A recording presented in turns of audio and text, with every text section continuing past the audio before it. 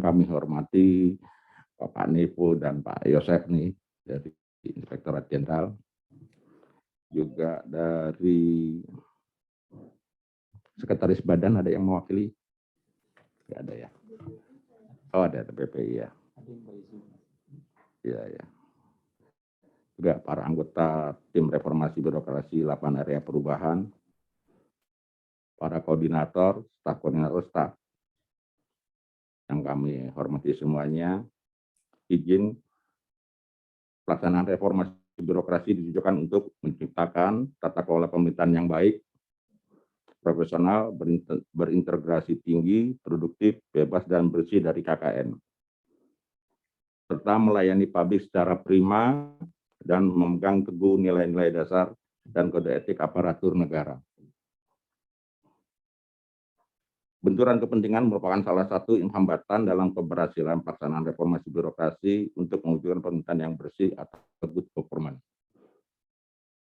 Sehingga pengertian benturan kepentingan sesuai dengan Peraturan Menteri PAN dan RB nomor 37 tahun 2012 tentang pedoman umum penanganan benturan kepentingan yang ditujukan kepada Peraturan Menteri Desa Pembangunan Daerah Tertinggal dan Transmigrasi nomor 16 tahun 2016 tentang penanganan benturan kepentingan di lingkungan Kementerian Desa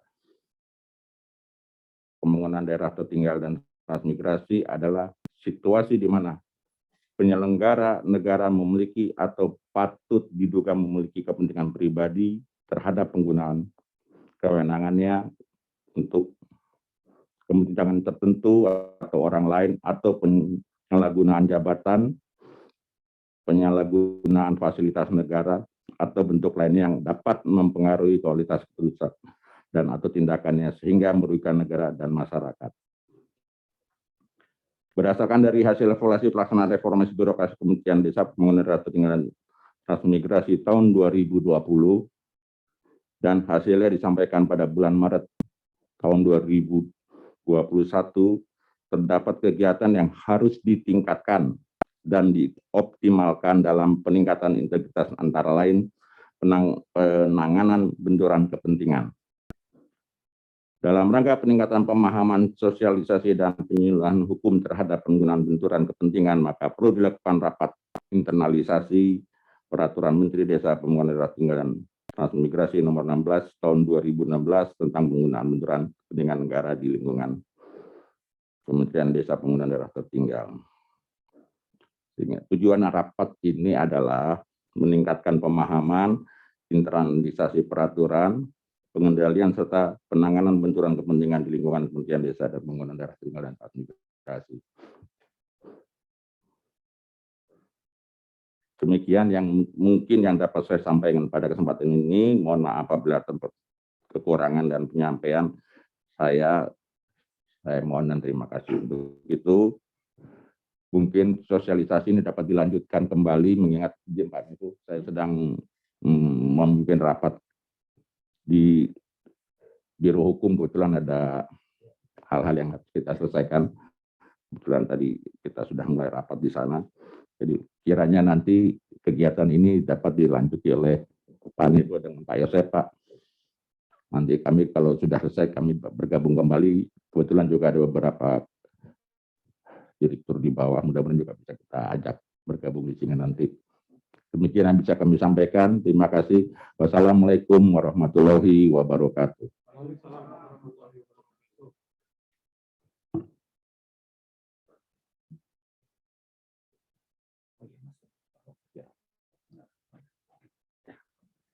Gini Pak Yosef ya.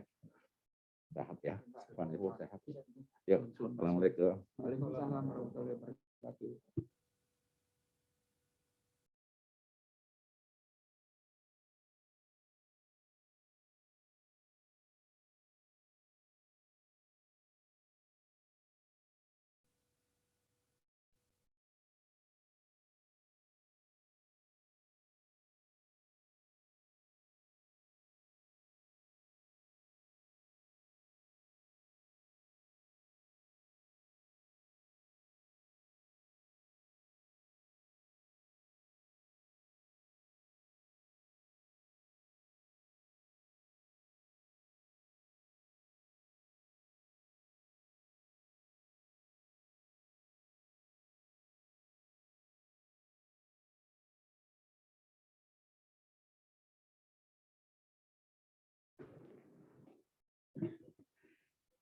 Bismillahirrahmanirrahim. Assalamualaikum warahmatullahi wabarakatuh. Selamat pagi menjelang siang. Salam sejahtera untuk kita semua. Salam sehat. Salam sehat selalu. Yang kami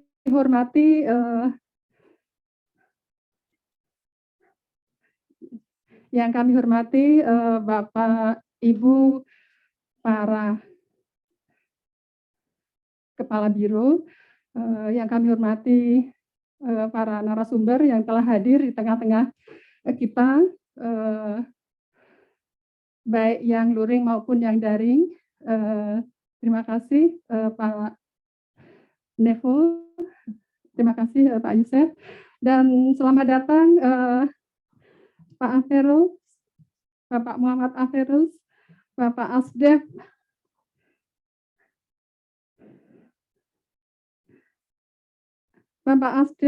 Koordinasi Pelaksanaan Kebijakan dan Evaluasi Reformasi Birokrasi, Akuntabilitas Aparatur dan Pengawasan 2, Kementerian PAN dan RB. Baik, terima kasih Ibu. Pak Nevo, apa kabar? Pak Yusef, terima kasih. Tadi masih di mute, jadi saya nggak bisa komen apa-apa tadi. Mohon izin. Jadi mau menyapa belum bisa, terima kasih banyak. Terima kasih banyak Pak Aferus yang telah bergabung. Yang kami hormati Bapak Ibu para Sekretaris Direktorat Jenderal di lingkungan Kementerian Desa, Pembangunan Daerah Tertinggal dan Transmigrasi,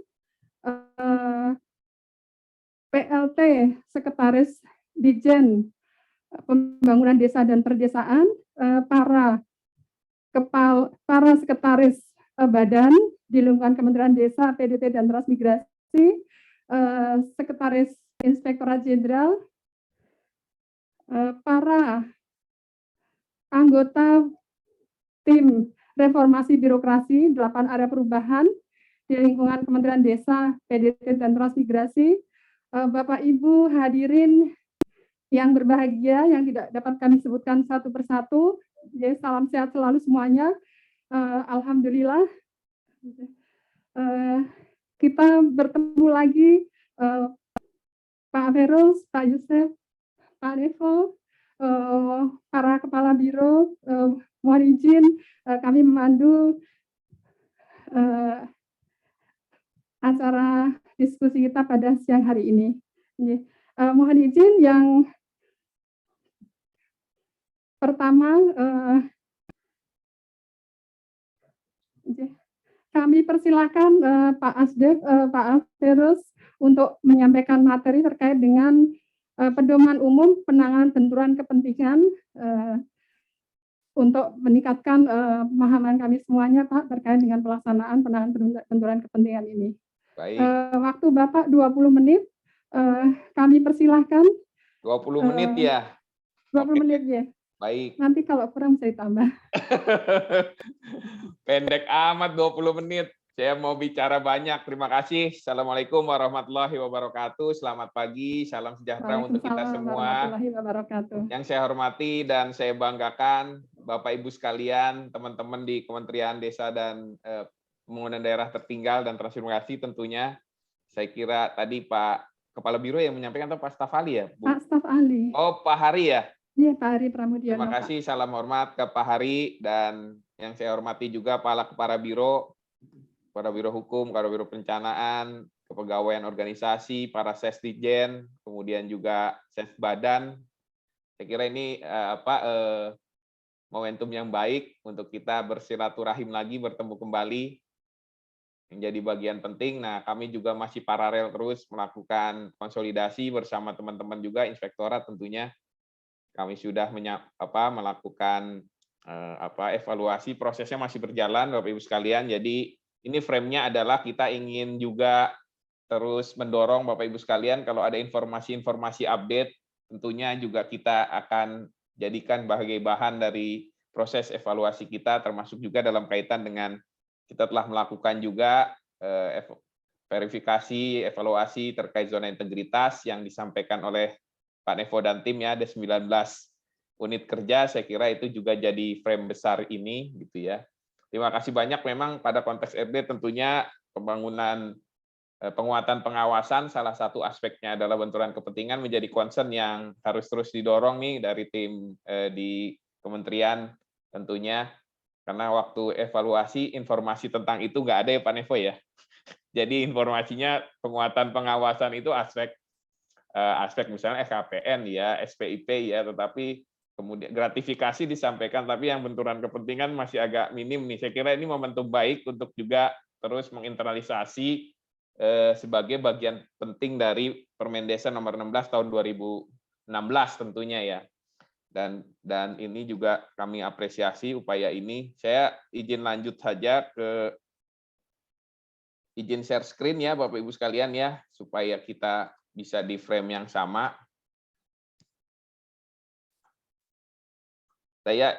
Ini kesempatan yang baik sebenarnya Bu moderator, saya kira ini kami akan menyampaikan frame-frame besar reformasi birokrasi juga. Saya kira ini juga kesempatan yang baik karena ada para ses nih di sini. Jadi saya nanti mohon waktu tambahan nih Bu. Kalau boleh ya, karena kita ketemunya susah nih, jarang-jarang ketemu gitu ya.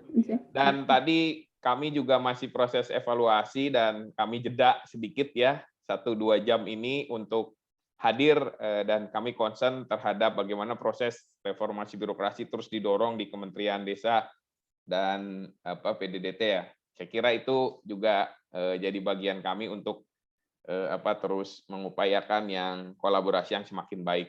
Bapak Ibu sekalian, ini saya kira fondasi ini sudah diakselerasi lah oleh teman-teman di sana. Nah, ini masih ingat fotonya ya Bapak Ibu sekalian ya. Pak Yusef sama Pak Nevo ingat nih di depan Pak Menteri ya, waktu itu bagaimana kemudian mendorong berakhlak, yang di background saya nih berakhlak jadi bagian penting transformasi dari APIK ya. Kalau salah dikoreksi nih Bu. Benar ya, waktu itu APIK ya, akuntabel, profesional, integritas, dan kebersamaan. Dan itu telah diinternalisasi tentunya sejak Permen Desa nomor 15 tahun 2019 dikeluarkan. Nah, di tahun 2021 tentunya itu harus bertransformasi menjadi berakhlak gitu ya. Nah, ini juga para agen-agen perubahan, saya kira ini upaya yang terus didorong dan terima kasih atas upaya yang terus dilakukan. Ini juga ada penandatangan komitmen, saya kira ini juga bagian yang baik, tinggal mungkin kita akan cross-check lagi bagaimana implementasinya menjadi bagian penting dari upaya terkonsolidasi, penguatan, reformasi birokrasi tentunya secara internal dengan reformasi birokrasi meningkatkan efektivitas dari pelaksanaan tugas dan tentunya dalam pencapaian outcome-outcome yang dilakukan oleh Kementerian Desa. Ini berakhlak tentunya saya akan lanjut terus bahwa visi reformasi birokrasi ada di misi nomor 8 ya, pengelolaan pemerintahan yang bersih, efektif dan terpercaya tentunya menjadi bagian kita. Kita di frame yang sama ya Bapak Ibu sekalian ya. Ini kita ingin pastikan bahwa upaya kita tuh terdelivered, ada inovasi budaya di dalamnya, karena ini saya cepet-cepet biar kita di frame yang sama. Mohon maaf, nanti kalau itu di-cut aja. Baik, kita di perahu yang sama ya Bapak Ibu sekalian ya. Teman-teman, saya selalu sampaikan di kementerian lembaga bahwa upaya kita ingin memastikan bahwa visi di 2020-2024 tercampaikan dan terdelivered gitu ya, bagaimana upaya-upaya digitalisasi desa, bagaimana desa wisata, kemudian BUMDes dengan upaya-upaya internal dilakukan didorong oleh Kementerian Desa, termasuk POM Desa yang baru ya, POM Desa. Jadi ada POM di desa ya. Kalau salah dikoreksi nih Pak, Bu. Nah, ini terus dilakukan, saya kira itu jadi pembangunan, dan ini concern bersama kita bagaimana memastikan proses agenda pembangunan juga terdorong dengan strategi yang konteksnya transmigrasi juga kolaboratif, terpadu. Kemudian juga ini bagaimana juga ingin memastikan kontekstualisasinya isu strategis 5 prioritas kerja yang terkait dengan desa. Tentunya ini jadi bagian penting dengan reformasi birokrasi, dengan kita dorong zona integritas, semua aspek internal dari manajemen internal di Kementerian Desa menjadi semakin baik gitu ya, terkonsolidasi. Saya kira berbagai aspek prioritas ini menjadi bagian yang akan tercapai. Saya akan lanjut juga terus. Ini juga saya kira ini juga jadi bagian penting dari kontekstualisasi peran Kementerian Desa dalam kaitan dengan pembangunan nasional. ada pembinaan pengawasan, pendampingan, pengembangan ekonomi, pelayanan dasar, peningkatan kapasitas aparatur desa, dan penataan desa. Saya kira ini juga jadi concern bersama. Juga ini bagaimana desa juga ditingkatkan dari desa yang kemudian menjadi pengentasan desa tertinggal juga kita akan dorong sebagai bagian proses ini. Nah, saya akan terus lanjut. Nanti saya kasih nih paparannya nih karena kasihnya 20 menit. Nah, kita di 2050 bisa jadi ini ya, negara nomor 4 terbesar dalam PDB. Harapannya kesejahteraan ASN nih ke depannya. Saya akan overview bagaimana upaya-upaya kita untuk mendorong bahwa dengan proses transformasi yang kita lakukan, reformasi yang kita lakukan di Kementerian Lembaga Pemda termasuk di lingkup Kementerian Desa dan Pembangunan Daerah Tertinggal dan Transmigrasi, itu akan mendorong peningkatan investasi, peningkatan kesejahteraan rakyat, tentunya itu diharapannya ada kesejahteraan gitu ya bagi Indonesia dan kemudian harapan kesejahteraan bagi ASN.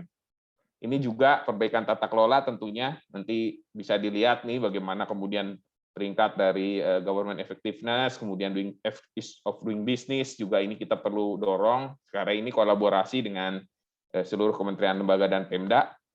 Dan ini juga ada disruption yang terkait dengan teknologi, tentunya kita sekarang tidak dalam konteks pelaksanaan tugas kita pasti bersentuhan juga dengan kegiatan-kegiatan menggunakan teknologi informasi, berbagai aplikasi kita kembangkan, berbagai sistem informasi untuk memastikan proses kerja kita makin baik dikembangkan.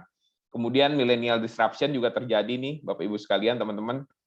Saya kira ini juga jadi concern nih Pak di semua kementerian lembaga, bagaimana kemudian komposisi penduduk itu sudah di generasi milenial gitu ya, kayak kita generasi kolonial udah mulai mesti bertransformasi, bagaimana menjadi bagian penting dari upaya memastikan generasi milenial itu terjembatani, kemudian juga dipastikan bagaimana kemudian menjadi suksesi penting bagi pelaksanaan tugas kita ke depannya. Ada juga ini pandemi juga membuat kita semakin cepat untuk melakukan suatu proses-proses perubahan yang kita lakukan. Silakan Pak Ses. Assalamualaikum Pak. Pak Ses Badan. Siap, selamat pagi Pak Ses Badan, monggo silakan. Terima kasih banyak. Erik sini aja, Erik sini. Erik sini. Mohon izin Pak. Erik.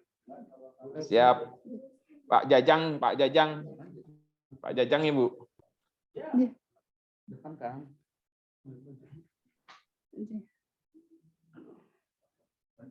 Monggo Pak. Selamat pagi Pak Jajang. Pagi Pak. Salam bertemu lagi. Terima kasih banyak Bapak. Kami lanjutkan Bapak, mohon izin. Baik, jadi upaya-upaya terus kita dorong. Nah ini juga kalau lihat gambaran ini, jadi ada growing job sama decreasing job nih Pak Badan juga, Pak Ses Badan juga pasti concern bagaimana kemudian ke depan banyak pekerjaan-pekerjaan clerical, administratif yang akan hilang gitu ya. Jadi kemudian berganti dengan pekerjaan-pekerjaan yang analytics gitu ya, artificial intelligence, big data spesialis. Kayak gini waktu coba sekarang kalau misalnya di kementerian BMKG gitu ya, perakirawan kalau udah jadi artificial intelligence pasti SDM-nya akan kurang gitu karena udah bisa ditransformasikan ke teknologi informasi. Saya kira juga berbagai kegiatan ke depannya perlu diidentifikasi juga dalam konteks tugas dan peran Kementerian Desa, Pembangunan Daerah Tertinggal dan Transmigrasi dalam kaitan dengan ini. Jadi ini adalah gambaran besar ke depan bahwa ada pekerjaan-pekerjaan yang akan hilang dan pekerjaan-pekerjaan baru. Jadi ada perlu terobosan learning and development tentunya. Tadi juga kita juga sampaikan tentang generasi milenial. Saya bicara RB besar, Ibu, mohon izin ya Bu, nanti saya agak panjang dikit nih Pak Nevo dan Pak Yusef dan Bapak Ibu sekalian. Jadi ini saya ingin lihat frame besar RB gitu ya, Bapak Ibu sekalian, teman-teman. Jadi digital ekonomis juga terus berkembang nih, saya kira Indonesia juga jadi bagian penting untuk bertransformasi ke sana. Kemudian juga ini ada juga terkait dengan bonus demografi tadi yang kita ceritakan bahwa generasi milenial ini udah jadi bagian penting dari proses komposisi dari penduduk kita yang kemudian kita harus respon dengan baik. Nah, ini perlu akselerasi dari talenta milenial, saya kira. Kemudian ini perubahan dalam konteks tatanan baru birokrasi kita, paradigmanya dynamic, network, and kolaboratif, tentunya kita akan dorong ke situ dengan proses penyederhanaan birokrasi, kemudian bagaimana memastikan proses-proses yang berjejaring kerja, bagaimana ke depan ada tim squad tim yang kemudian bisa dideploy untuk menyelesaikan berbagai isu strategis yang ada di kementerian, lembaga, maupun Pemda. Kemudian juga institution dan proses juga flexible arrangement tentunya. Jadi ada digital organization dan personnya juga bagaimana kemudian sekarang baby boomers pada top level management juga kemudian membangun jembatan antar generasi, karena memang kalau lihat komposisinya sudah makin banyak generasi post Z, kemudian juga generasi Y, dan jadi bagian penting dari generasi milenial. Nah, nanti saya akan masuk cepat ke sini. Ini Bapak Ibu sekalian. Jadi kalau kita lihat gambaran yang ini tidak yang relevan dan tidak relevan, apa yang dibutuhkan masyarakat, kemudian apa yang direncanakan oleh birokrasi, bagaimana anggaran dialokasikan, dan apa yang didapat oleh masyarakat. Udah nggak ada lagi ya Pak Nevo ya, udah diawasi nih jadi.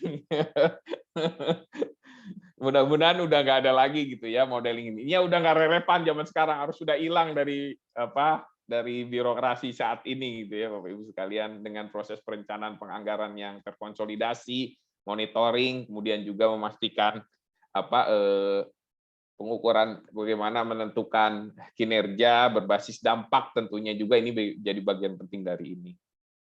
Ini juga Bapak Ibu sekalian bahwa kita harus memastikan bahwa pertanggungjawaban keuangan dan kinerja itu selaras, sehingga jika penyerapannya tinggi tentunya kinerja diharapkan juga. Nah, ini ilustrasinya. Kemudian lanjut, 3 kekuatan besar, saya kira globalisasi yang masif, penggunaan ICT dan disrupsi, dan tentunya penciptaan pengetahuan. Knowledge management menjadi bagian penting dari proses transformasi SDM nih, pas ada Pak Ses nih. Jadi ke depan kalau kita lihat proses-proses e-learning sudah semakin didorong, bagaimana memastikan proses-proses knowledge management yang terbuka. Jadi kalau dulu kalau ingin diklat pakai waktunya akan rigid, tetapi sekarang bisa dibuka ruang dengan knowledge management pendidikan yang terintegrasi dan terkonsolidasi dalam sistem yang baik. Setiap pegawai bisa mengembangkan pendidikan ya, mengembangkan gap kompetensinya gitu ya, dengan mungkin nanti malam gitu ya setelah bekerja dia bisa nyari file untuk diklatnya gitu. Jadi nggak tertutup seperti sekarang. Jadi kalau dengan konteks sekarang saya kira kalau 20 jam kerja udah nggak relevan lagi ya, bisa kita lalui lah untuk seorang gitu ya, untuk tercapai 20 jam kerja. Nah, ini juga knowledge management yang kita dorong. Nah, ini ke depan kayak gini nih Bapak Ibu sekalian.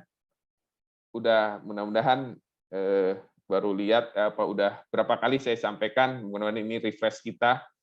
Jadi robot udah menggantikan pelayan restoran. Nah, nanti ke depannya juga mungkin ada pekerjaan-pekerjaan di birokrasi yang semakin akan terhapus dengan teknologi informasi. Nanti akan fokus masuk sini. Nah, ini komposisinya, saya kira kalau lihat post Gen Z dan milenial udah 60-70% gitu ya. Jadi kita perlu dorong nih. Kalau lihat komposisi penduduk untuk melakukan proses tadi learning and development yang lebih baik, bagaimana memastikan jembatan generasi. Sering diakomodasi, dijadikan agen perubahan, dijadikan penggerak budaya, dijadikan bagian penting dari proses transformasi organisasi, berbagai idenya disatukan dalam forum-forum yang terkonsolidasi dalam pelaksanaan transformasi organisasi. Saya kira itu penting sekali. Ruang-ruang kerja juga udah nggak kotak-kotak lagi gitu ya, ruang kerja Bapak Ibu sekalian. Kami juga konsolidasi dengan PU ke depan, mungkin ruang-ruang kerja kita standarisasinya akan berubah ke depannya, working space yang memungkinkan kolaborasi gitu ya, bersantai gitu ya, tidak ada batasan antara struktural dan fungsional, dengan semakin dibangun buka ruang-ruang tertentu seperti itu. Ini juga Bapak Ibu sekalian, saya kira juga demikian, si pemandu juga menjadi bagian satu kesatuan proses transformasi pelayanan di Kementerian Desa, saya kira itu juga penting. Ini juga jangan bangun organisasi, bangun komunitas. saya kira di desa juga dengan berbagai kebijakan-kebijakan terkait digitalisasi desa, desa wisata berbasis budaya lokal, kemudian juga BUMDes yang kemudian mendorong untuk upaya-upaya yang semakin baik dalam proses-proses pelaksanaan tugas-tugas di desa, saya kira itu juga jadi bagian penting ini. Jangan buat prosedur, tapi buat inovasi nih Bapak Ibu sekalian. Jadi prosedurnya kalau bisa dikurangin gitu ya, prosedur pelayanan, buat inovasi-inovasi yang kemudian mempercepat proses pelayanan. Jadi ini yang jadi bagian penting. Saya belum masuk benturan kepentingan ini, nanti segera masuk nih Bu. Karena itu aspek kecil dari penguatan pengawasan, saya kira saya akan sampaikan yang besar-besar dulu. Nah, saya ingin share dulu alasan, ini kita melakukan survei nih, alasan awal bergabung menjadi ASN, ternyata 84% itu ingin berkontribusi terhadap negara. Jadi ini baru-baru ini nih teman-teman di Deputi SDM mengadakan survei. Jadi sebenarnya engagement-nya luar biasa nih. Kesempatan mengembangkan diri, bagaimana kesejahteraan juga ini luar biasa nih di ASN nih. Kalau kinerjanya bagus ya, ini juga nih selama-lama ingin berkarir menjadi berapa lama nih sampai pensiun 87% dari 15.000 orang itu. Disuruh pindah, jika ingin pindah, Anda ingin pindah kemana? Instansi pemerintah lain, bukan ke BUMN cuma 8%. Ke swasta cuma berapa persen nih, sedikit banget gitu ya. Jadi memang luar biasa nih engagement-nya gitu ya, kalau juga kinerjanya baik. Nah, kita akan dorong, tadi juga saya terima kasih apresiasi Kementerian Desa juga udah melakukan transformasi dari apik ke berakhlak gitu Pak Bapak Ibu sekalian. Nah, itu keren tuh. Kemudian diinternalisasi ke seluruh unit organisasi sehingga bagian penting dari Jadi kita kalau lihat gambarannya ini engagementnya luar biasa, kalau kinerjanya juga bagus. Nah, kalau dulu-dulu kan kita begini nih Bapak Ibu sekalian. Udah sebagian ASN sih masih sampai waktu dulu basic change modelnya seperti ini ya Bapak Ibu sekalian ya. Sebagai ASN saya sih aman sampai pensiun gitu ya. Kita akan rubah gitu ya ke depannya gitu ya, karena kalau dia kemudian bekerjanya di value-nya, nilainya seperti itu, pasti bekerjanya secukupnya aja gitu ya. Kemudian ya birokrasinya nggak profesional, kita akan rubah gitu. Jadi itu akan multiplier effect sebetulnya. Dari ASN tidak profesional, menyulitkan sektor ekonomi terhambat, pendapatan juga kriminal, kesejahteraan rakyat juga kurang, tapi itu kemudian ASN juga akan sulit ditingkatkan kesejahteraannya. Kan kita rubah, sekarang keberlangsungan karir saya sebagai yang sangat mempengaruhi kinerja dan kapasitas. Nah, itu dengan core value sama, saya kira itu sebagai momentum baik untuk terus mendorong bagaimana reformasi yang kita lakukan dalam proses rekrutmen yang terbuka, yang transparan, tentunya juga menjadi bagian penting bahwa kita merubah basic change model kita, dan ke depan juga seperti ini. Nah, dengan ASN profesional, memudahkan kesejahteraan ASN juga ditingkatkan. Jadi kita berharap ke depan model pengelolaan SDM kita bisa terkonsolidasi juga ya. Kita bisa nanti Pak Nevo pengawasan bisa di SPI di swasta atau BUMN gitu ya. Jadi kerjanya juga sama, kita itunya punya basis manajemen SDM-nya semakin baik gitu ya, terkonsolidasi gitu, bukan hanya di ASN aja, tapi juga bisa sektor swasta. Kalau kita mungkin Bapak Ibu sekalian yang bekerja sama dengan teman-teman di beberapa negara, di Korea, di Singapura dan berbagai negara maju, saya kira perpindahan dari ASN ke swasta juga biasa saja gitu ya, karena memang sudah sama track record dan manajemen talenta dicatat dengan baik. Nah, ini frame besar RB-nya, saya udah mulai masuk nih Bapak Ibu sekalian. Saya kira tadi rangkuman yang dari visi misi, prioritas kerja, dan RB, kita ingin pastikan bahwa birokrasi yang bersih dan akuntabel, birokrasi yang capable tentunya, dan pelayanan prima. 3 aspek besar ini saya kira udah menjadi bagian penting dan terinternalisasi di kementerian lembaga dalam kaitan upaya-upaya reformasi birokrasi atau perbaikan manajemen internal yang dilakukan oleh Bapak Ibu sekalian. Nah, ini jadi ekspektasi Bapak Presiden tentunya menciptakan birokrasi yang menciptakan hasil, tentu berdampak terhadap pelayanan kepada masyarakat, berdaya saing, delivered juga, tentunya juga yang lincah dan agile. Ini saya kira frame yang terus didorong di berbagai kesempatan dalam konteks pelaksanaan RB atau transformasi birokrasi yang dilakukan di berbagai kementerian lembaga dan Pemda. Nah, ini juga hasil reformasi birokrasi, kita perlu dorong di Pemda, nih Bapak Ibu sekalian, dari kementerian lembaga saya kira sudah sangat baik dan terus didorong, mudah-mudahan juga Kementerian Desa juga semakin akseleratif di tahun ini. Saya kira berbagai informasi kami telah mendapatkan, mudah-mudahan bisa semakin diupdate nih Pak, kalau ada informasi yang terkini yang bisa kami dapatkan, mohon dikonsolidasikan kepada kami.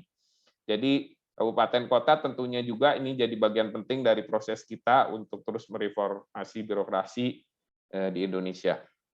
Indeksnya juga semakin baik, saya kira nanti ini.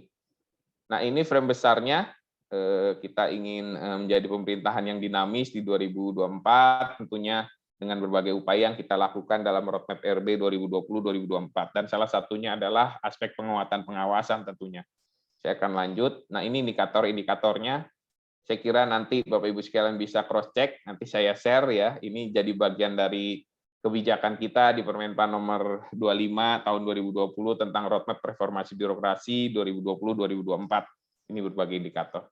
Ini juga Bapak Ibu sekalian, kita ingin dorong birokrasi yang tadi dengan berbagai indikator, upaya-upaya yang opini WTP, kemudian bagaimana juga presentasi instansi pemerintahan yang akuntabel, bagaimana juga ada indeks tentang SPBE, ada juga indeks profesionalitas, indeks pelayanan, ini jadi bagian dari proses-proses reformasi yang dilakukan.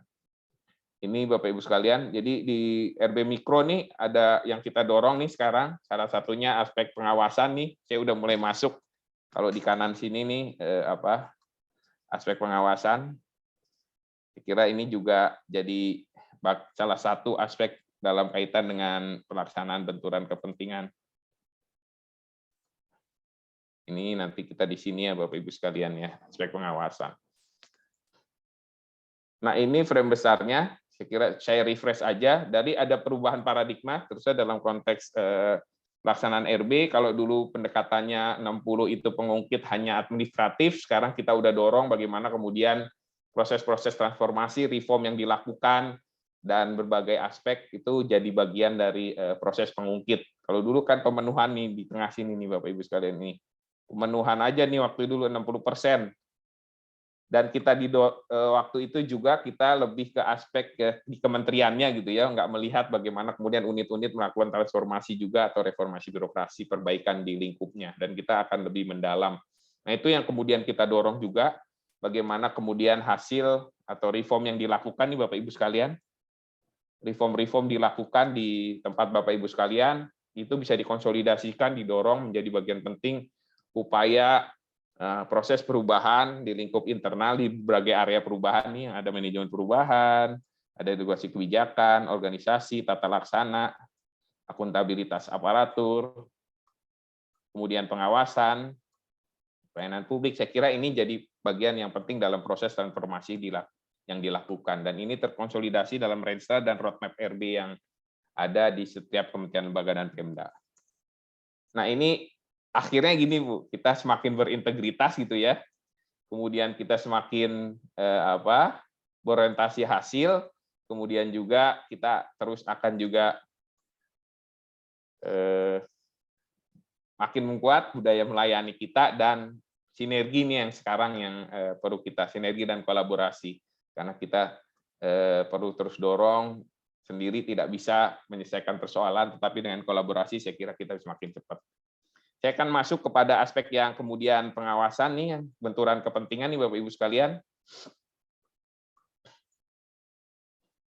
Nah, ini aspek pengawasan ya, salah satunya aspek benturan kepentingan, saya kira tadi udah kami jelaskan dari berbagai area yang ada dalam konteks reformasi birokrasi, salah satunya pengawasan.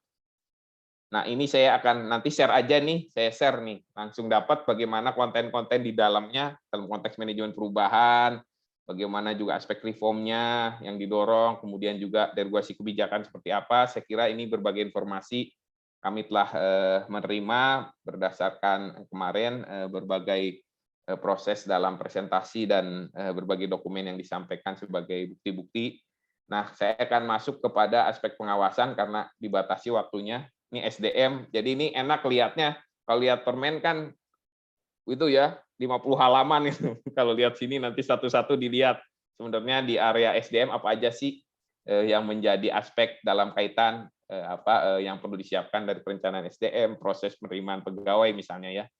Ini misalnya ini, kemudian juga pengembangan, kemudian juga nih sampai sistem informasi. Nah, yang di aspek pengawasan, nah saya kira ini Bapak Ibu sekalian, ada aspek gratifikasi, kita sudah mendapat berbagai informasinya, penerapan SPIP tentunya dengan maturity SPIP yang semakin baik, kemudian capability APIP-nya juga semakin meningkat, saya kira juga ini upaya yang terkonsolidasi bersama. Pengaduan masyarakat, kemudian ada whistleblower system, kami juga mendapat informasinya, dan yang kelima ini penanganan benturan kepentingan.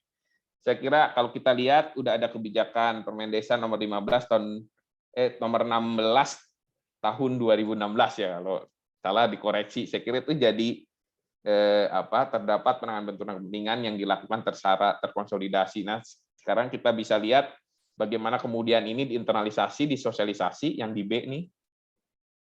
Kemudian bagaimana juga diimplementasikan, nah, dievaluasi. Nah, hasil evaluasi itu akan ditindaklanjuti sebagai perubahan pada kebijakan penanganan benturan kepentingan. Kemudian zona integritas tentunya dan APIP tentunya nih saya kira ini juga udah jadi bagian penting dari proses transformasi yang dilakukan. Nah, ini yang kemarin disampaikan opini BPK, LHKN, SKPN, LHKPN, SPIP, dan pengaduan masyarakat, pengaduan gratifikasi, saya kira salah satu hal yang perlu didorong untuk dalam kaitan ini adalah penanganan benturan kepentingan. Saya kira apresiasi upaya internalisasi kembali gitu ya, meski di tahun 2016 terus diinternalisasi, mungkin ada update hal-hal yang jadi bagian dari identifikasi dari benturan kepentingan yang kemudian bisa diupdate sesuai kontekstualnya sekarang gitu ya. Dengan isu strategis yang sekarang saya kira benturan kepentingan menjadi jadi hal yang perlu terus diupdate informasinya. Jadi misalnya proses-proses pekerjaan yang ada di Direktorat Jenderal Pengembangan Ekonomi dan Investasi Desa, kemudian juga kan karena ada restrukturisasi gitu ya, proses ini perlu diupdate juga ya Pak Nevo dan Pak Yusef dan teman-teman ya, karena strukturnya juga berubah, tentunya pelaksanaan tugas juga terkait dengan identifikasi benturan kepentingannya juga perlu diupdate. Nah, ini hal-hal yang kalau kita ini proses ini kalau identifikasi benturan kepentingan yang ada di permen yang terkait dengan benturan kepentingan, saya kira ini beberapa contohnya ada di proses pengadaan barang dan jasa. Kayaknya kalau di Kementerian Desa lebih complicated, dan itu juga nanti Pak Nevo dan Pak Yusef akan lebih mendetil gitu ya, menyampaikan bagaimana kemudian pencegahannya, bagaimana kemudian pejabat pegawai yang terkait, penyebab prosedur yang perlu dibangun apanya, saya kira itu juga nanti. Ini saya contohkan di penggunaan fasilitas jabatan untuk kepentingan pribadi, saya kira ini lebih detail lagi gitu ya, bagaimana karena memang proses kalau dilihat dari proses bisnis besar dari pelayanan yang ada di Kementerian Desa tuh sangat luas gitu sampai desa. Saya kira kompleksitas dari benturan kepentingannya juga lebih banyak. Kemudian perencanaan pengadaan ini kalau di kami ini ada pengadaan CPNS nih. Nah, ini perlu kita antisipasi benturan kepentingannya gitu kan. Itu saya kira itu Bapak Ibu sekalian, nanti mungkin kita bisa diskusi secara besar, itu yang bisa kami sampaikan. Terima kasih, saya kembalikan kepada Ibu Moderator. Demikian Bu Moderator, terima kasih. Wassalamualaikum warahmatullahi wabarakatuh.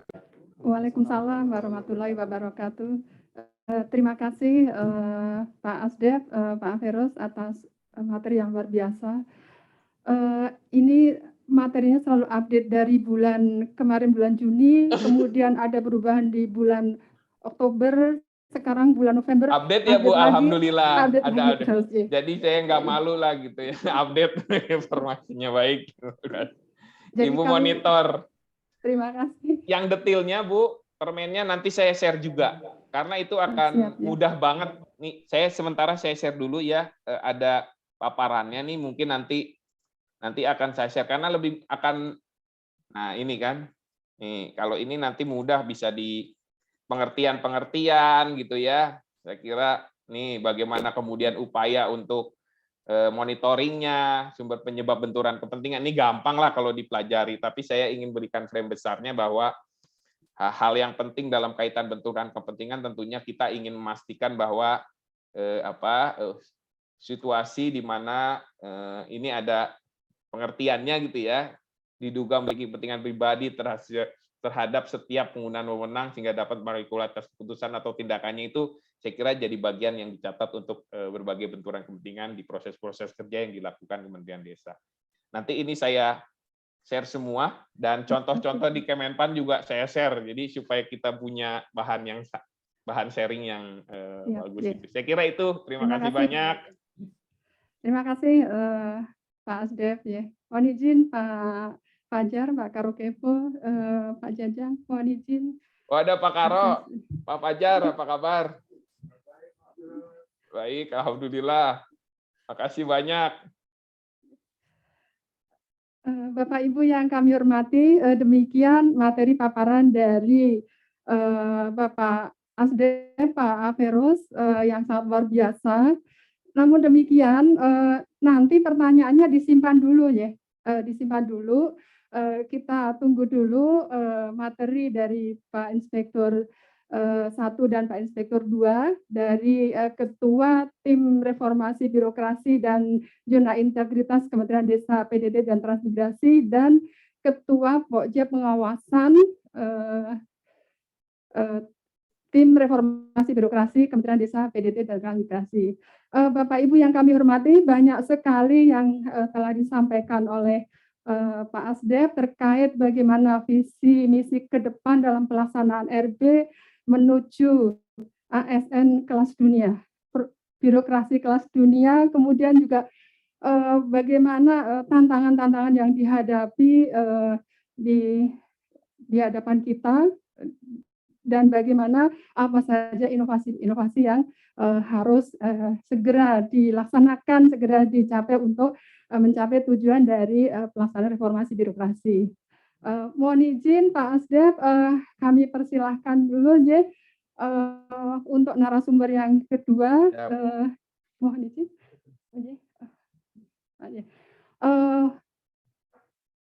Materi dari Pak Inspektur 1, Ketua Pokja Pengawasan dari Tim Reformasi Birokrasi Kementerian Desa, PDD dan Transmigrasi. Yang kami persilahkan Pak Nevo.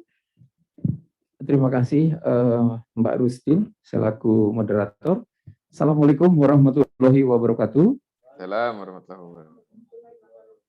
Selamat siang Bapak dan Ibu sekalian, yang terhormat para pejabat tinggi Pratama, para pejabat eselon 3, 4, dan pejabat fungsional yang hadir di ruangan ini maupun yang melalui Zoom, dan terkhusus untuk Pak Aferus. Terima kasih sekali lagi atas supportnya yang selama ini diberikan kepada Kementerian Desa. Dan kami juga sampaikan Pak Aferus, mungkin kami minta bantuan Pak Aferus juga. Kebetulan kami juga sudah bersurat ini Pak Aferus. Kebetulan Pak Sekjen kami ingin silaturahmi dengan Pak Deputi di Kemenpan. Jadi nanti kami mohon informasi terkait agenda pertemuan tersebut. Siapa? Baik Bapak dan Ibu sekalian, sebetulnya ini untuk benturan kepentingan ini, untuk di Kementerian Desa ini, peraturannya atau regulasinya sudah ada sejak 2016. Ya, ini sebagaimana tertuang di dalam Permen Desa nomor 16 tahun 2016. Dan di sini, internalisasi di sini, saya akan merefresh kembali permen ini, karena memang ini sudah beberapa kali dilakukan baik sosialisasi, internalisasi. Jadi memang benar Pak Ferus tadi yang disampaikan, bahwa di dalam pelaksanaan reformasi birokrasi, terkait dengan benturan kepentingan, informasinya memang sangat minim sekali. Dan memang itu yang kami dapati seperti itu. Namun mudah-mudahan dengan adanya internalisasi ini dapat menambah keyakinan kita sebagai ASN pentingnya benturan kepentingan. Ya, ini nanti juga ada kaitannya dengan gratifikasi dan seterusnya. Next. Baik, Bapak dan Ibu. Next saja. Next. Next saja. Ini latar belakang. Latar belakang ini, kenapa sih Permen ini dikeluarkan? Ya, Permen 16 2016. Ini dalam rangka meningkatkan pelaksanaan tata kelola pemerintahan yang baik dan meningkatkan kinerja dari TUSI kita. Jadi maksudnya itu latar belakang dikeluarkannya Permen ini. Selanjutnya menyeragamkan pemahaman mengenai benturan kepentingan. Jadi memang di antara kita pemahaman benturan kepentingan ini perlu kita sepakati bersama seperti apa. Next. Adapun tujuan dari benturan kepentingan ini, yang pertama ini untuk mengenal, mencegah, dan mengatasi situasi-situasi benturan kepentingan di lingkungan kementerian kita.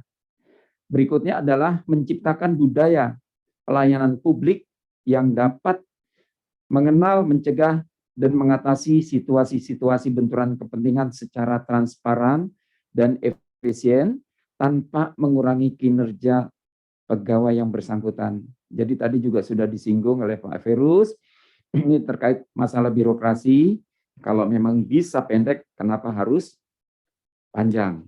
Next. Next ini, jadi next lagi, tolong, next lagi. Nah, ini Bapak dan Ibu, benturan kepentingan. Apa sih benturan kepentingan? Jadi ini adalah situasi di mana penyelenggaraan negara memiliki atau patut diduga memiliki kepentingan pribadi terhadap setiap penggunaan wewenang sehingga dapat mempengaruhi kualitas keputusan dan atau tindakannya. Ya, jadi ini Bapak dan Ibu, benturan kepentingan itu seperti ini. Nanti ada penjelasan selanjutnya. Next. Bentuk benturan kepentingan ini banyak sekali. Yang pertama ini menerima gratifikasi atau pemberian atau penerimaan hadiah atas suatu keputusan atau jabatan. Yang berikutnya, menggunakan aset jabatan untuk kepentingan pribadi atau golongan. Ini juga tadi sudah disinggung oleh Pak Ferus. Yang ketiga, memberikan akses khusus kepada pihak tertentu. Nah, ini bahaya sekali kalau kita memberikan akses tertentu kepada pihak-pihak tertentu. Selanjutnya, proses pengawasan tidak mengikuti prosedur karena adanya pengaruh dan harapan dari pihak yang diawasi. Jadi ini bisa jadi prosedur dari pengawasan tidak dijalankan. Selanjutnya penyalahgunaan jabatan, ya. Berikutnya adalah penggunaan diskresi yang menyalahgunakan wewenang. Ketujuh, rangkap jabatan. Nah ini nanti Bapak dan Ibu, apakah ada di kita ini yang rangkap jabatan? Ya, di beberapa instansi ini yang memiliki hubungan langsung atau tidak langsung, sejenis atau tidak sejenis, sehingga menyebabkan pemanfaatan suatu jabatan untuk kepentingan jabatan lainnya. Ya, ini jelas sekali. Next, adapun jenis benturan kepentingan. Next, jenis benturan kepentingan yang pertama adalah kebijakan yang berpihak akibat pengaruh atau hubungan dekat atau ketergantungan atau pemberian gratifikasi. Ya. Berikutnya yang kedua, pemberian izin yang diskriminatif. Ya. Di kita ada pemberian izin, ada kan? Di P kalau tidak salah ya. Selanjutnya, pengangkatan pegawai berdasarkan hubungan dekat, balas jasa, rekomendasi, pengaruh dari pejabat pemerintah. Ya, alhamdulillah di kita pengangkatan pejabat seleksinya sangat ketat, ya melalui open bidding.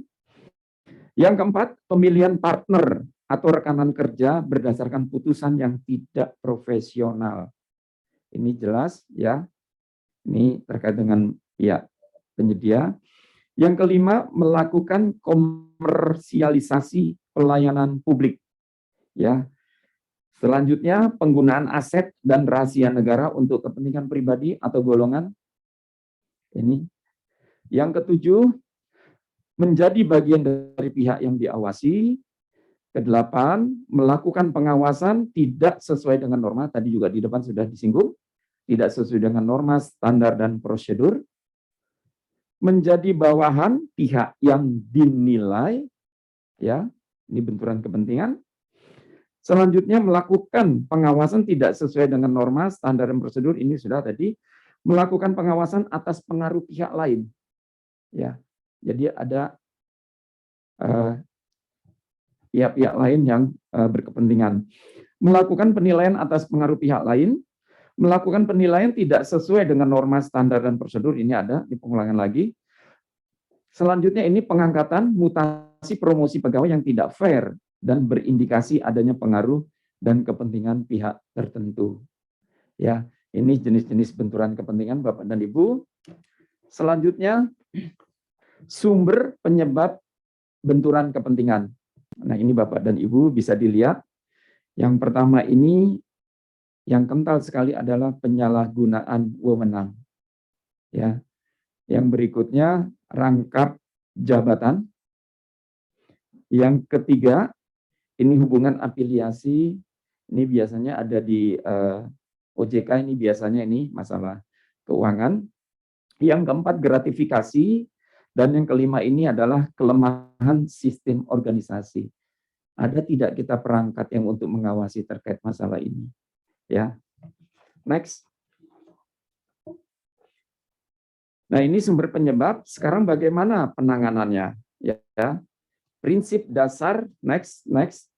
Prinsip dasar penanganan benturan kepentingan. Next, tolong. Yang pertama, kita harus mengutamakan kepentingan publik, menciptakan keterbukaan penanganan pengawasan benturan kepentingan. Ya, kita harus terbuka. Yang selanjutnya ini menciptakan dan membina budaya organisasi yang tidak toleran terhadap benturan kepentingan. Perlu kita lakukan sosialisasi, internalisasi, monitoring. Selanjutnya mendorong tanggung jawab pribadi dan sikap keteladanan. Kita punya budaya apik, kalau itu diterapkan, insya Allah berjalan ini semua dengan baik. Next, adapun tahapan penanganan benturan kepentingan, kita dapat menyusun kerangka kebijakan penanganan benturan kepentingan, identifikasi situasi benturan kepentingan, penyusunan strategi penanganan benturan kepentingan, dan serangkaian tindakan yang diperlukan apabila seorang penyelenggara negara dalam situasi benturan kepentingan. Jadi kita harus tahu dan kita harus mengidentifikasi dari tahapan penanganan benturan kepentingan ini. Selanjutnya, ini faktor pendukung keberhasilan penanganan benturan kepentingan. Ya, ini yang penting sekali adalah komitmen dan keteladanan pimpinan. Ya, biasanya kita pegawai akan mengikuti atasan kita. Kok atasan kita aja seperti ini kok gitu. Ya. Jadi ini komitmen dan keteladanan pimpinan ini memang sangat-sangat berpengaruh. Selanjutnya partisipasi dan keterlibatan para pegawai. Jadi komitmen saja tidak cukup. Jadi semua kita baik pegawai ya baik pejabat ya staf kita harus punya komitmen atau terlibat dalam menegakkan benturan kepentingan ini. Perhatian khusus, ya kita harus mempunyai perhatian khusus terhadap benturan kepentingan ini.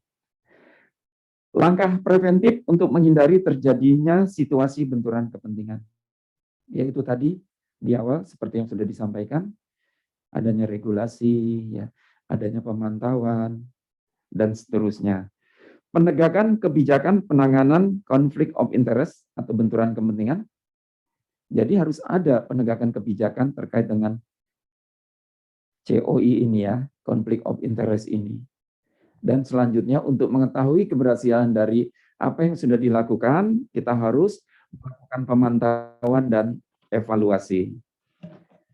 Nah, ini next, pencegahan terjadinya benturan kepentingan.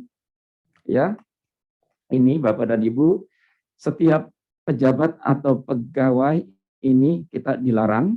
Yang pertama, melakukan transaksi dan atau menggunakan aset kantor untuk kepentingan pribadi, keluarga, atau golongan. Jelas sekali kita dilarang untuk menggunakan aset kantor. Menerima dan atau memberikan hadiah atau manfaat dalam bentuk apapun, memberi barang, hadiah, uang, atau setara dengan uang atau dalam bentuk apapun pada hari raya keagamaan. Kita kan parsel-parsel juga sudah dilarang. Ya. Selanjutnya, mengizinkan pihak ketiga memberikan sesuatu dalam bentuk apapun kepada pegawai. Jadi tidak mengizinkan pihak ketiga itu memberikan sesuatu kepada pegawai. Menerima refund atau keuntungan pribadi lainnya yang melebihi dan atau bukan haknya, ini biasanya dari hotel atau pihak manapun juga yang menimbulkan potensi kerugian negara. Ya, refund ini Bapak dan Ibu tolong dikaji kembali nanti. Bersikap diskriminatif, tidak adil untuk memenangkan penyedia barang dan jasa atau rekanan atau mitra tertentu dengan maksud untuk menerima imbalan. Jadi ini Bapak dan Ibu, ini ada di PBJ, memanfaatkan data dan informasi rahasia terkait kementerian ini untuk kepentingan pihak lain. Ini sangat dilarang. Selanjutnya turut serta dalam pemborongan, pengadaan, atau persewaan yang pada saat dilakukan perbuatan untuk seluruh atau sebagian ditugaskan untuk mengurus atau mengawasi. Jadi kita ini tidak boleh. Ya. Selanjutnya bersikap diskriminatif, tidak adil untuk memenangkan penyedia barang atau mitra kerja. Ini juga tidak boleh. Membuat pernyataan potensi benturan kepentingan apabila mempunyai hubungan keluarga saudara dalam hubungan keluarga, keluarga inti dengan pegawai. Ya. Nah, bagaimana cara mengatasi benturan kepentingan? Next.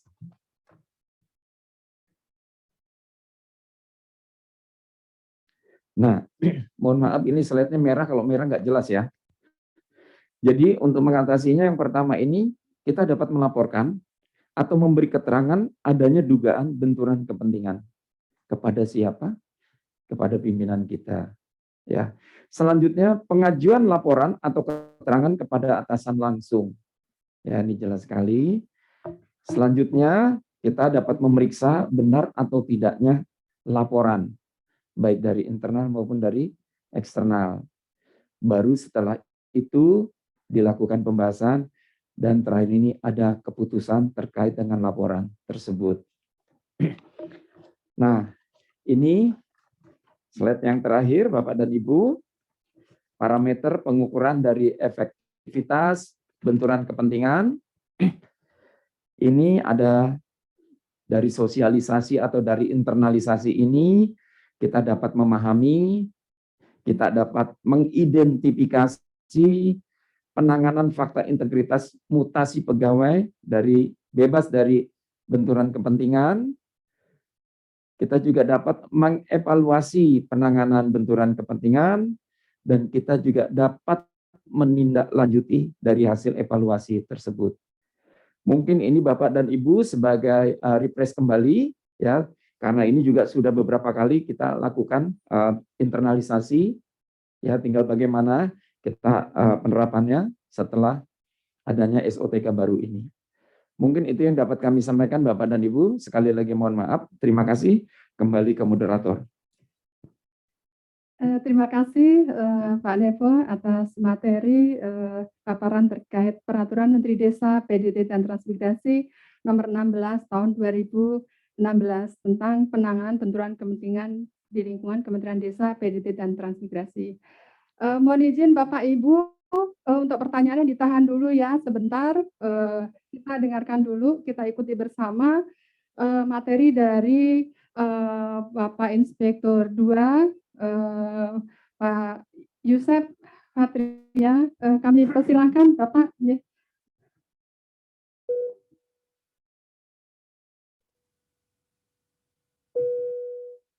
Allahi wabarakatuh.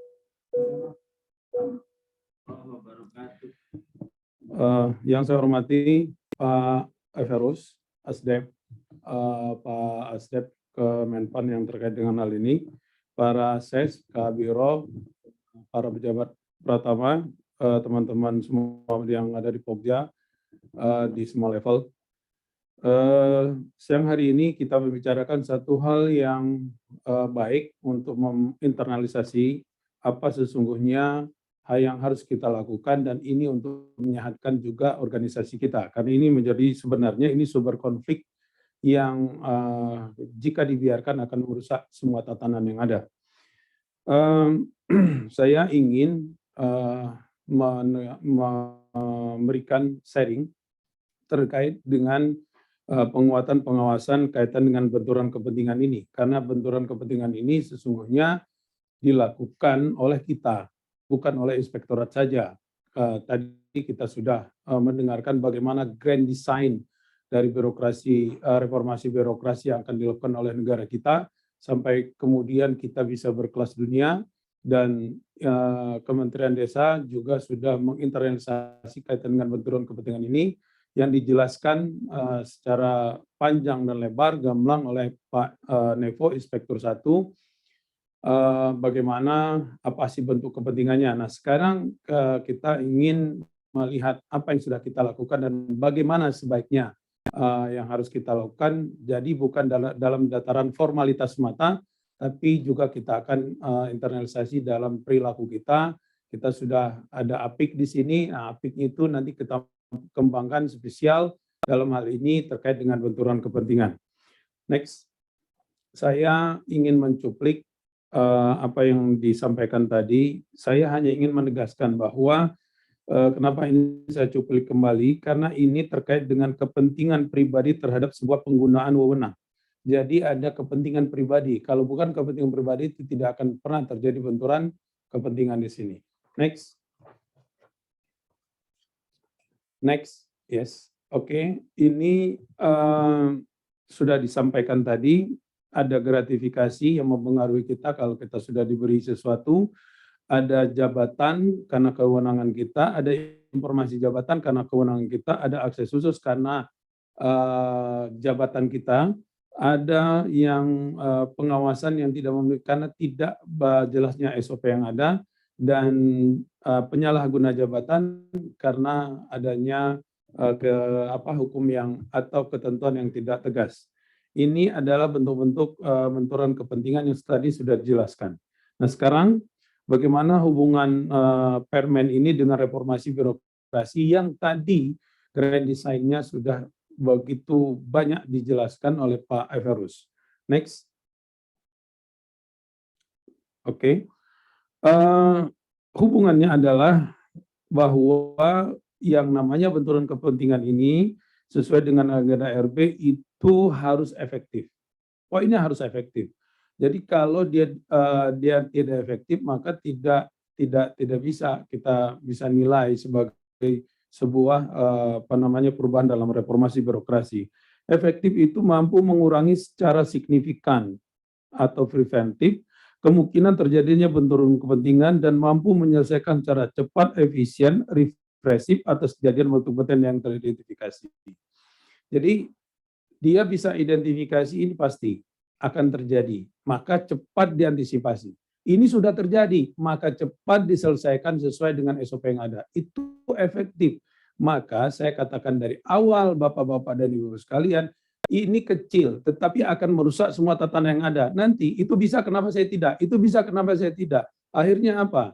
Contoh, terjadi titipan terhadap CPNS, misal.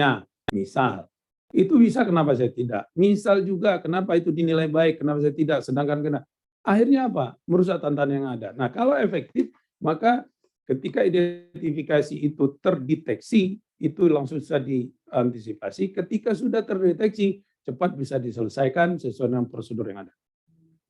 Next, ini identifikasi dari proses. Dari proses itu kan kita sosialisasi nih, internalisasi. Contohnya sekarang ini, kita menginternalisasi Permen 16. Nanti kita implementasikan. Dan kemudian kita evaluasi. Permen 16 2016 ini sudah kita sudah ditandatangani dan sudah kita implementasikan. Sekarang kita identifikasi dari sosialisasinya dulu. Dari sosialisasinya, identifikasi itu kita bahwa kejadian benturan kepentingan itu minim setiap unit wajib mengidentifikasi benturan kepentingan. Jadi setiap unit kerja Satker itu wajib untuk mengidentifikasi benturan kepentingannya, ada atau tidak di tempat saya ini. Benturan kepentingan tadi sudah ada, gratifikasi dan lain-lain. Ada jabatan, ada aset, ada komunikasi dan lain-lain. Ada nggak tempat saya?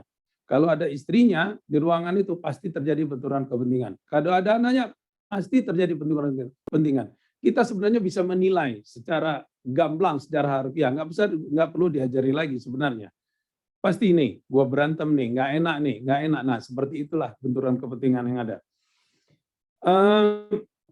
Ini pasti sudah bisa dipahami. Sekarang disosialisasikan nggak? Secara menyuluh atau berkala. Ini loh, benturan kepentingan itu seperti ini, sosialisasikan atau tidak. Frekuensinya itu ada 4. Apakah benturan kepentingan itu dari belum, kecil, sebagian, sampai seluruhnya? Ini identifikasinya. Next. Nah, realita di lapangan ini hasil LKI. Ini hasil LKI dan harus kita perbaiki. Untuk sosialisasi perlu dilakukan secara menyeluruh oleh setiap unit kerja kepada setiap pegawai unit kerja masing-masing. Kita merekomendasikan bahwa agar melaksanakan internalisasi secara menyeluruh kepada pegawai pada unit kerja masing-masing. Caranya seperti apa? Copy morning, apel pagi, rapat rutin, rapat kerja, surat edaran. Oh sudah itu Pak, dokumentasikan. Itu masalahnya. Kita sudah melakukan ini. Saya informasikan juga Pak Evarus. Kami sudah melakukan ini, tapi ketika kita disuruh mendokumentasikan, nggak bisa kita buktikan. Akhirnya apa? Ya belum akhirnya kan kesimpulannya. Nah, jadi ini juga dokumentasi, kita internalisasi. Jadi kita memang agak catatan agak harus memperbaiki dokumentasi kita. Ini sudah saya menjadi saksi sendiri. Kementerian ini selalu menginformasikan dan mensosialisasikan tentang benturan kepentingan ini. Kita ingin berubah menjadi lebih yang baik lagi. Ini juga inline dengan di SPI KPK. Semuanya kita lakukan dan kita ingin bebas dari hal-hal seperti ini. Tapi realitanya dokumentasinya kita masih kurang. Nah, sekarang kita dokumentasikan itu. Dalam copy morning, dalam apel pagi, rapat rutin, ada notisinya, ada notulennya maksud saya. Ada notulennya, ada ininya ketika dalam arahan-arahan dari pimpinan ataupun dalam rapat-rapat kecil kita. Yang kedua, next, bagaimana dengan implementasinya? Kita sudah mengimplementasikan, sudah. Dari hasil identifikasi dilakukan agar disusun kebijakan represif terhadap pegangan yang konkret. Dari ukuran keberhasilan ditentukan oleh jumlah penanganan atas bentur kepentingan, bukan dari jumlah kebijakan yang dikeluarkan. Dari kaitan dengan RB, ya diatur grand design indikator iya apabila penanganan bentur kepentingan telah diimplementasikan. Realita di lapangan, next. Ini. Benturan kepentingan sekali lagi berupa identifikasi parsial yang tidak terdokumentasi. Sekali lagi tidak terdokumentasi. Evidence yang ada di LKE ketika kita bicara tentang implementasi adalah seperti ini. Lihat. Dirjen maksudnya 81, draft dengan Dirjen, surat Dirjenis, dan catatan telah benturan telah diimplementasikan. Apakah seperti ini evidence yang harus kita ini kan? Kan nggak nyambung juga kan? Kalau implementasinya apa? Bentuknya sudah dilakukan. Sudah kita melakukan misalnya di dalam identifikasi apa? Ada masalahnya, sudah kita lakukan pencegahan. Dengan melakukan apa? Ada teguran di situ, ada surat di situ, ada pemindahannya di situ. Misalnya seperti itu.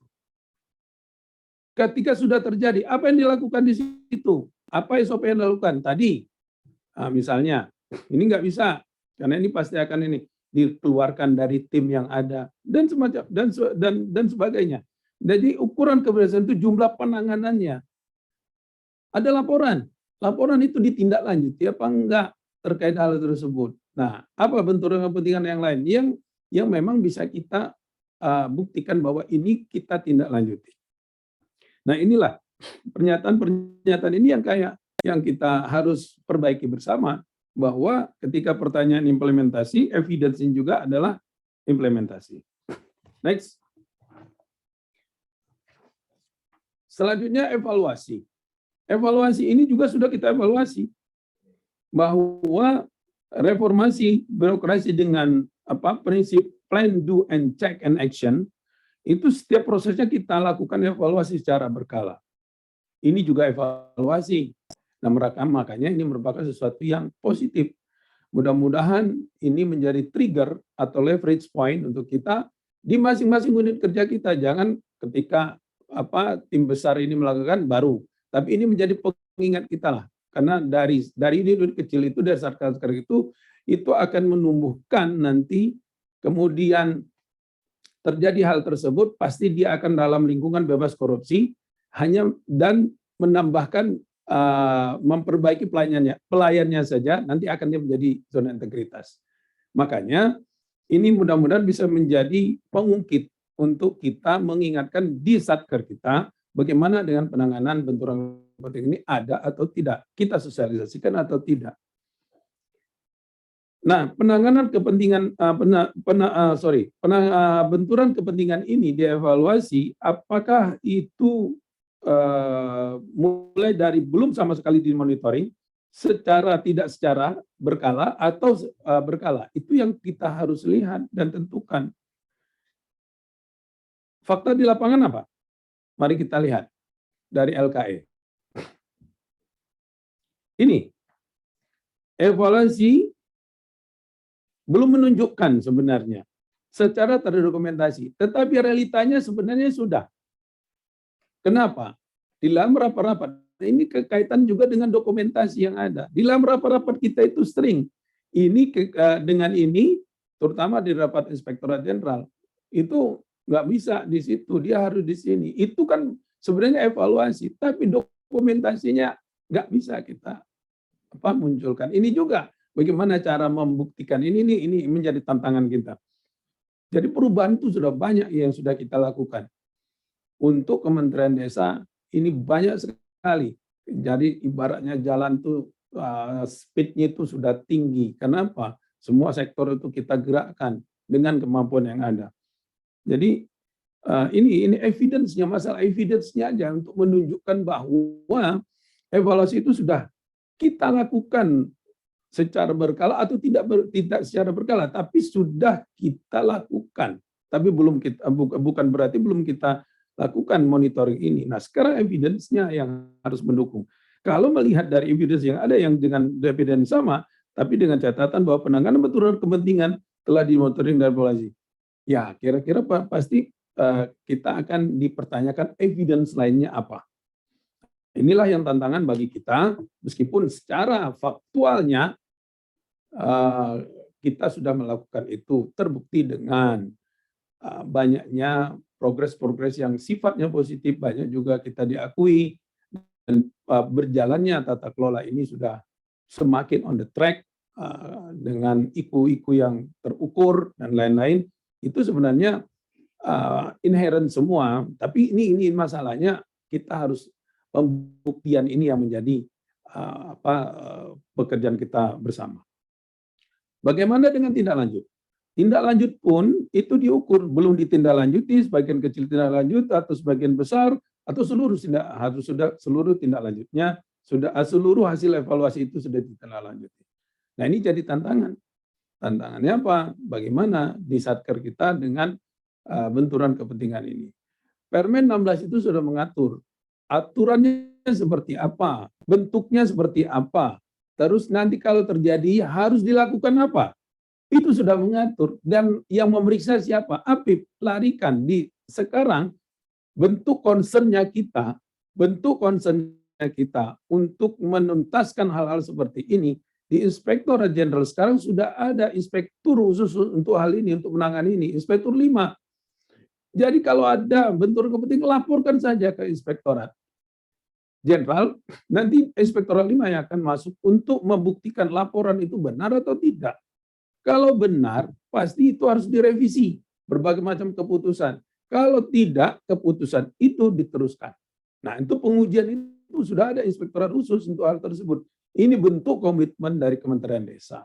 Hanya sekarang bagaimana kita membuktikan hal tersebut. Ini menjadi PR kita bersama. Kesimpulannya, jadi penanganan benturan kepentingan ini kegiatan komprehensif. Dengan keadaan semua pegawai harus memahami substansinya. Jadi, apa yang harus dipahami? Dalam posisi kita masing-masing, kita pasti tahu mengidentifikasi. Ini pasti deh berbentrokan dengan saya nih. Nggak enak saya. Dengan ini keluarga saya, ini istri saya, ini anak saya, ini paman saya. Lalu gimana caranya? Itu pasti akan kita bisa menjawab itu sendiri. Penanganan yang efektif, kebijakan mendorong pencegahan itu, dan evaluasi berkala proses yang memberikan add value added, jadi nilai tambah untuk menjelaskan hasil tersebut. Sehingga standar rekomendasinya yang harus kita lakukan bersama adalah standarisasi prosedur penanganan bentuk kepentingan itu betul-betul harus kita jalankan sesuai dengan Permen 16 tahun 2016. Itulah makna dari yang harus kita lakukan di Permen. Jadi Permen itu mengatur secara besarnya, tapi implementasinya kita harus jalankan dan kita harus ikutin. Jika itu terjadi, maka apa yang harus kita lakukan? Jangan kita diamkan saja. Mungkin itu dari saya. Terima kasih. Mohon maaf kalau ada banyak kurangnya. Terima kasih. Assalamualaikum warahmatullahi wabarakatuh. Waalaikumsalam warahmatullahi wabarakatuh. Wabarakatuh. Terima kasih Pak Inspektur 2 atas materi yang telah disampaikan. Jadi ini membuka wacana kita, pemahaman kita bahwa ternyata meskipun banyak sekali aktivitas-aktivitas maupun kegiatan-kegiatan yang telah dilakukan dalam rangka pelaksanaan Permendes nomor 16 tahun 2016 ini, ketika masuk di dalam PMPRB, penilaian evaluasi pelaksanaan RB, ternyata kita mengalami kendala yang terkait dengan dokumentasi. Pak Yusef, beberapa tahun kami mengikuti pemenuhan dokumen RB, ini memang sangat menjadi kendala, dan mungkin ini barangkali yang menyebabkan kenapa penanganan benturan kepentingan ini masuk di dalam salah satu rekomendasi dari Kemenpan RB untuk lebih ditingkatkan lagi. Oleh karena itu sangat penting sekali dokumentasi, kemudian dokumen-dokumen maupun laporan-laporan dan seluruh dokumentasi yang menggambarkan bahwa kegiatan maupun monitoring dan evaluasi atas pelaksanaan dari Permendes 16 tahun 2016 ini sudah dilaksanakan. Semoga ini akan meningkatkan pelaksanaan kita pada Pokja area pengawasan, khususnya dalam rangka penanganan benturan kepentingan, dan mudah-mudahan tahun depan ini tidak keluar lagi ya, tidak ada catatan lagi. Amin ya. Demikian Bapak Ibu, materi dari 3 narasumber telah disampaikan, dan kami mohon aplaus untuk para narasumber kita.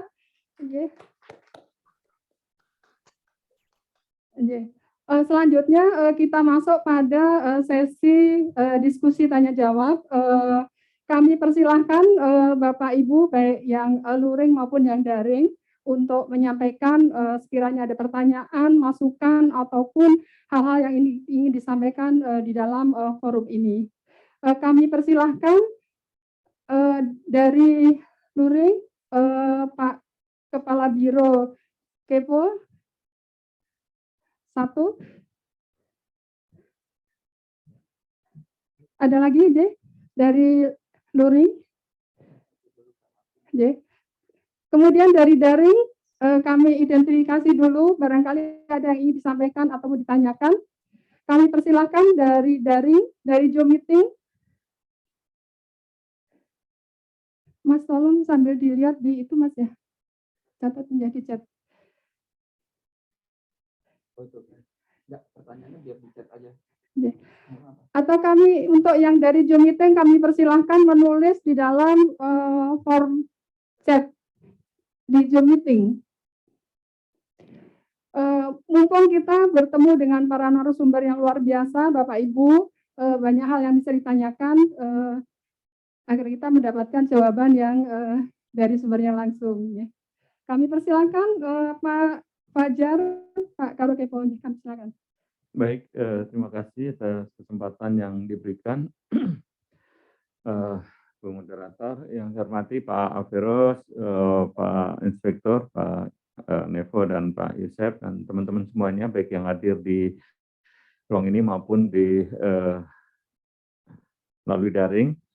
Jadi mungkin terkait dengan kesempatan ini, tentunya saya mengucapkan terima kasih nih kepada dari Biro Hukum yang telah memfasilitasi terkait dengan untuk sosialisasi dari benturan kepentingan maupun untuk gratifikasi ini, karena ini merupakan gambaran yang menjadi satu eviden untuk penilaian RT dan terkait dengan untuk area penguatan pengawasan dalam hal ini. Ya, karena memang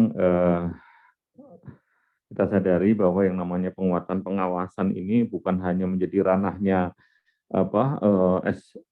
Ijen saja, tapi ternyata ada 7 kalau nggak salah ya, 7 unsur di situ, salah satunya ya memang benturan kepentingan, SPIP, ASCM, dan lain-lain.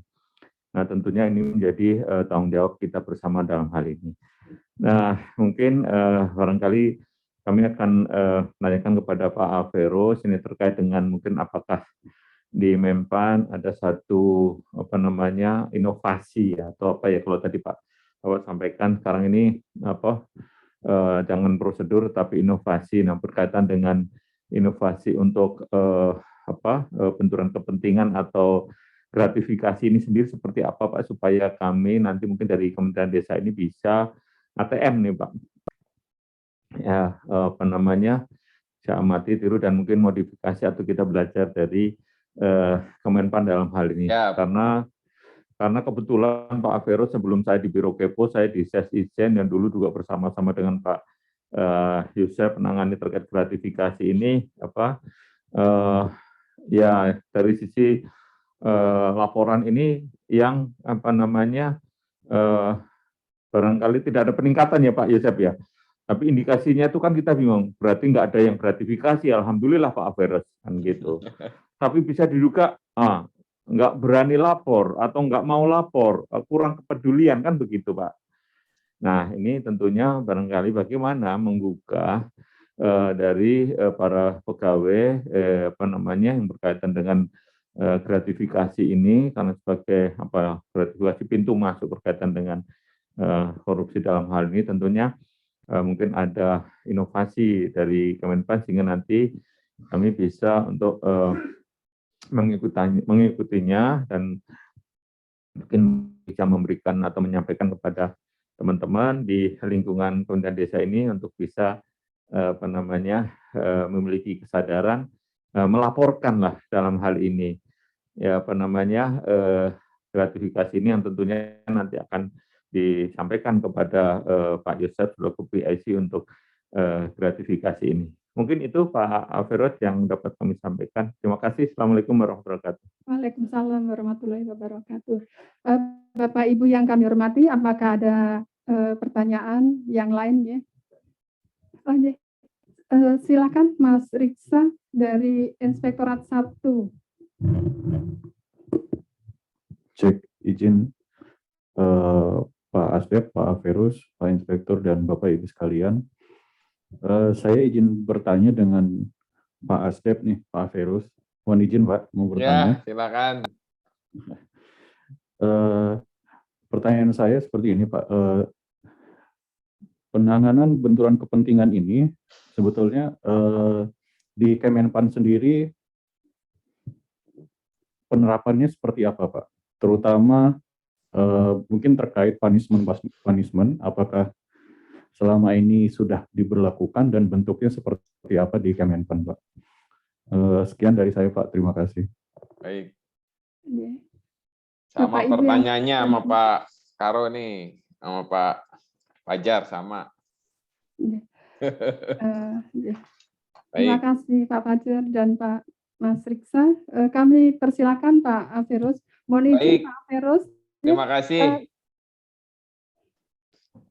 Halo, ya. Ya, kami persilakan Bapak. Baik, terima kasih. Jadi tadi saya apresiasi apa yang disampaikan Pak Yusef juga gitu ya. Internalisasi sudah banyak gitu ya Pak. Tapi memang banyak kementerian lembaga udah ada kebijakannya juga nih Pak. Tetapi internalisasinya, kemudian bagaimana monitoringnya yang tadi juga kita ingin lihat bagaimana kemudian itu jadi referensi untuk PDCA itu, kemudian jadi referensi untuk perbaikan kebijakannya juga yang agak-agak kita perlu cermati kembali gitu ya. Saya kira itu kalau di Kementerian Desa sudah melihat itu sebagai bagian penting dari proses yang akan kita dorong, saya kira itu bagian bagus sekali Pak. Terima kasih banyak Pak atas upaya yang terusnya. Memang kalau kebijakan kemudian tidak diimplementasikan, so what gitu ya. Ada kebijakan tapi tidak ada implementasinya, gitu. Tidak ada monitoring yang rutin, tidak terdokumentasi, kan bisa bikin laporan-laporan apa bulanan atau triwulanan di setiap direktorat jenderal dan mungkin diakomodasi oleh sistem informasi yang ada. Nah, kalau di kami Pak, nanti juga Pak Fajar dan Pak tadi teman dari Inspektorat 1 juga bisa ke Menpan ketemu Pak Inspekturnya Pak Budi, mungkin kolega temannya juga Pak Yusef nih kayak ini Pak Budi Prawira nih. Di kami tuh Pak ada ini Pak, ada sistemnya Pak. Saya share ya. Nah, kayak gini kelihatan nggak? Inspektorat Menpan Go ID ya. Jadi kita akan internalisasi terus, bagaimana tutorialnya, ada tutorial, nih misalnya tutorial benturan kepentingan gitu ya. Jadi ada aplikasinya juga, tercatat nih. Nah ini kita internalisasi terus Pak. Inspektoratnya bagaimana kemudian melakukan dorongan terus dilakukan. Nah termasuk juga, nih Pak ada layanan Pak, manajemen risiko dan benturan kepentingan nih Pak. Jadi saya akan masuk di sini lihat gitu ya, benturan kepentingan saya seperti apa, manajemen risikonya seperti apa, jadi termonitor Pak. Nah ada Permenpan 85, tuh bagaimana paparannya nih, bagaimana perbaikan tindak lanjutnya seperti apa, terdokumentasi gitu jadi dengan baik. Ini di Asdep saya ya Pak ya, gitu. Jadi kalau udah lihat ini kan jadi ada monitoringnya, ada laporan bulanannya gitu, ada berbagai hal yang dilakukan ya tuh. Jadi kalau bisa dibikin inovasinya ya ada terdokumentasi dengan baik tuh Pak di berbagai layanan yang mungkin nanti saya belum cross check ya, kalau udah mungkin udah ada, tetapi di Menpan seperti itu Pak, kita lakukan terus internalisasi, bahkan di unit-unit tuh kita lagi dievaluasi juga nih sama Pak oleh BPKP gitu ya, malah detil Pak.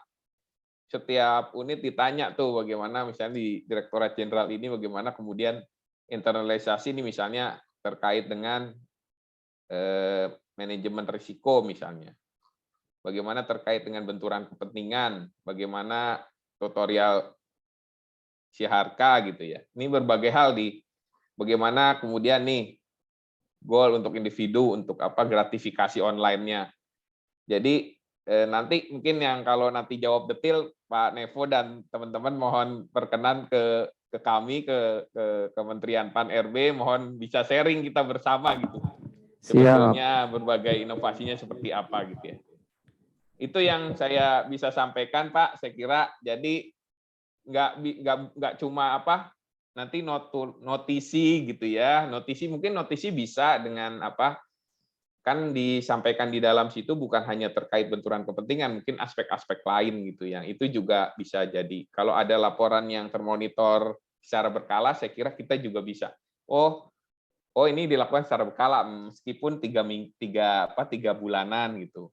Nah itu ya Pak Fajar dan teman-teman. Jadi kita bisa dokumentasikan dengan baik, ada proses bagaimana sosialisasinya, bagaimana kemudian dokumentasinya, bagaimana tindak lanjutnya juga. Itu ya, terima kasih banyak. Nanti kita hubungkan ke Pak Inspektur nih. Jadi biar langsung lihat nih gitu. Pak Nesu dan Pak Yusef ya Pak. Monggo Pak timnya. Siap, nanti kami ikut Pak. Monggo Bu. Nanti ke Pak Budi, nanti saya hubungkan ke Pak Kami Budi. ikut ya Pak Fajar ya. Monggo. Assalamualaikum. Budi Prawira Pak ya. Iya. Teman Pak Yusef juga sepertinya.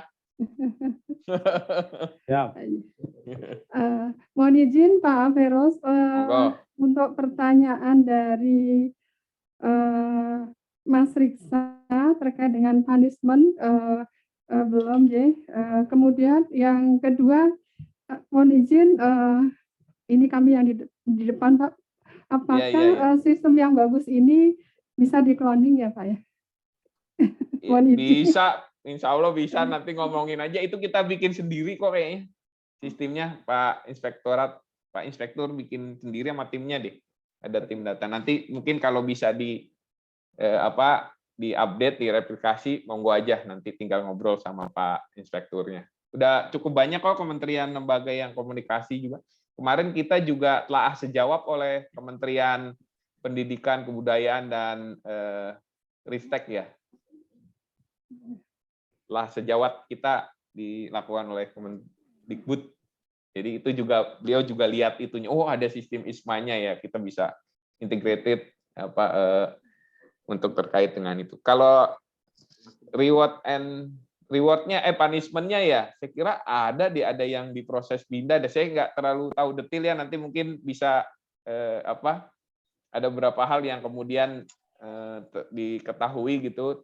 Kemudian kita lakukan tindakan tadi seperti disampaikan Pak Yusef juga, apakah dia dipindahkan dari tim. Waktu itu ada tuh di RB juga kayaknya yang dipindahkan gitu ya, karena ada benturan kepentingan gitu.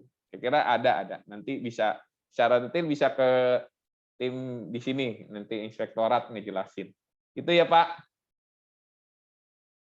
Jadi udah terimplementasi gitu. Jadi bukan hanya laporan-laporan sporadis yang disampaikan kayak Pak Yusef gitu. Udah terdokumentasi. Gitu ya Bu. Terima kasih. Terima kasih Pak Aferus. Jadi nanti kalau ini mengisi form PMPRB lebih mudah lagi ya Pak ya. Betul. Tinggal di link aja. Link masuk seperti itu aja. Luar biasa ya. Jadi kita semuanya sudah ada di dalam data. Dan tidak lagi kita nyari-nyari ketika akan mengisi eviden dari PMPRB.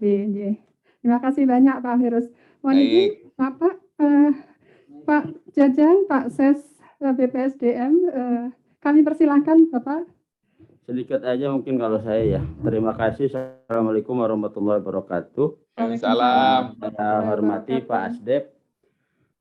Ketemu Pak Ses, lagi terima Pak. kasih Pak Ses, apa kabar? Alhamdulillah Sehat baik ya, Pak. Pak. Luar biasa Sehat. Bapak nih.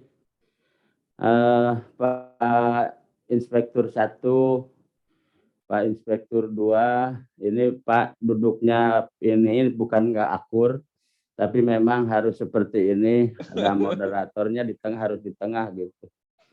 Mendamaikan ya Pak. Mendamaikan gitu. Karena yang satu bagian evaluasi, yang satu mendorong pelaksanaan kan gitu. Harus ada tengah-tengahnya Pak. Siap Pak Ses. Baik, terima kasih. Saya kira paparan tadi sangat ini, saya mengharapkan itu bisa di-share ke kami supaya nanti menjadi pedoman. Siap. Izin Pak, udah kami share Pak, langsung baik, tadi. Ya, nanti saya pelajari betul.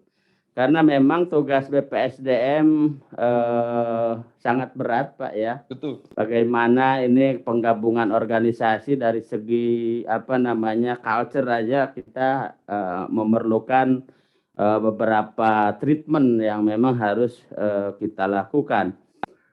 Belum lagi visinya Pak Jokowi kan era SDM sekarang ini. Nah, tetapi kenyataannya Pak, karena memang mungkin di seluruh juga kementerian mengalami hal yang sama, bahwa anggaran itu kan belum berpihak kepada SDM, ya. Karena bagaimanapun ada prioritas-prioritas nasional yang memang harus diselesaikan lebih dulu, yaitu tentang pemulihan ekonomi, ya. Tetapi saya tidak ingin berkecil hati dengan konsep-konsep yang Bapak sampaikan tadi. Artinya kita secara bertahap sesuai dengan kemampuan menyikapi di era digitalisasi ini, bagaimana frame-nya ya merubah paradigma berpikir terhadap penyelenggara kediklatan. Itu yang penting sebetulnya. Saya sering Pak di lingkungan kami berdebat terkait dengan misalkan materi ajar gitu kan, modul pembelajaran. Kalau kita masih berpikir standar, saya kira ketinggalan dengan dana yang sangat sedikit itu. Tetapi memang betul apa yang disampaikan Bapak tadi, kita harus melakukan lompatan-lompatan, dan saya ingin nanti kita diskusi intensif Pak, mohon berkenan dengan Pusdiklat ASN, karena Pusdiklat ASN kami juga di situ ada para pemikir-pemikir ya, dan ada 2 generasi di situ Pak, ya, generasi milenial dan generasi kolonial. Generasi kolonial itu kan yang di struktural udah selesai, kemudian masuk di Widya Iswara, itu yang kolonial termasuk yang ngomong ini. Kemudian ada generasi milenial yang baru diterima Pak, ya, dan persyaratannya harus S2. Itu sungguh luar biasa. Nah, dalam tatanan ini mungkin teman-teman yang di Pusdiklat ASN harus bisa bagaimana menyatukan 2 pemikiran ini, ya. Nah, sehingga nanti ada titik temu antara anggaran yang sangat sedikit itu bisa memberikan dampak ya terhadap peningkatan SDM. Habil khusus SDM di ASN. Belum lagi kita di BPSDM misalkan bagaimana peningkatan kompetensi pendamping, ini juga kita menjadi sebuah tantangan tersendiri, karena itu dilihat oleh kementerian lain juga oleh pemerintah daerah. Ini yang memang menjadi pikiran. Tapi sekali lagi saya mengucapkan terima kasih Pak Asdep. Nanti saya diskusikan dengan Pak Kapus dan mohon berkenan. Jadi nanti kira-kira tahapan apa yang kita harus siapkan, kemudian materi ajar seperti apa, metodologinya seperti apa, dan itu akan memberikan dampak terhadap teman-teman yang milenial ini. Nah, tapi milenial juga kemarin ada gapnya Pak, terkait dengan bagaimana mendidik mereka menjadi mempunyai sense of belonging terhadap kementerian ini, gitu. Karena kemarin itu kan serba online Pak. Ya betul. Semua aja selama 3 bulan itu cuma 6 hari. Pembukaan dan penutupan itu pun dengan jarak yang jauh, yang satu di Oprum, yang satu di Makarti. Nggak ketemu juga, sama-sama online sebenarnya. Nah, bagaimana nanti saya kemarin mengusulkan kalau memang ini pandemi sudah selesai, saya bilang yang pengangkatan 2019, 2020 itu kita masukkan nanti di Rindam mungkin untuk menggembleng mentalnya Pak. Karena bagaimanapun birokrasi ini kan ada tata kramanya. Ya. Anak-anak milenial itu tidak menjadi utama, padahal tetap saja tata krama birokrasi itu nggak boleh ditinggalkan, karena kita masih menjadi orang timur, tentunya bukan mau kembali ke Orde Baru lagi, kemudian ketemu pimpinan harus kapurancang, padahal nggak bakalan loncat, tetap dipegangin, nggak juga seperti itu.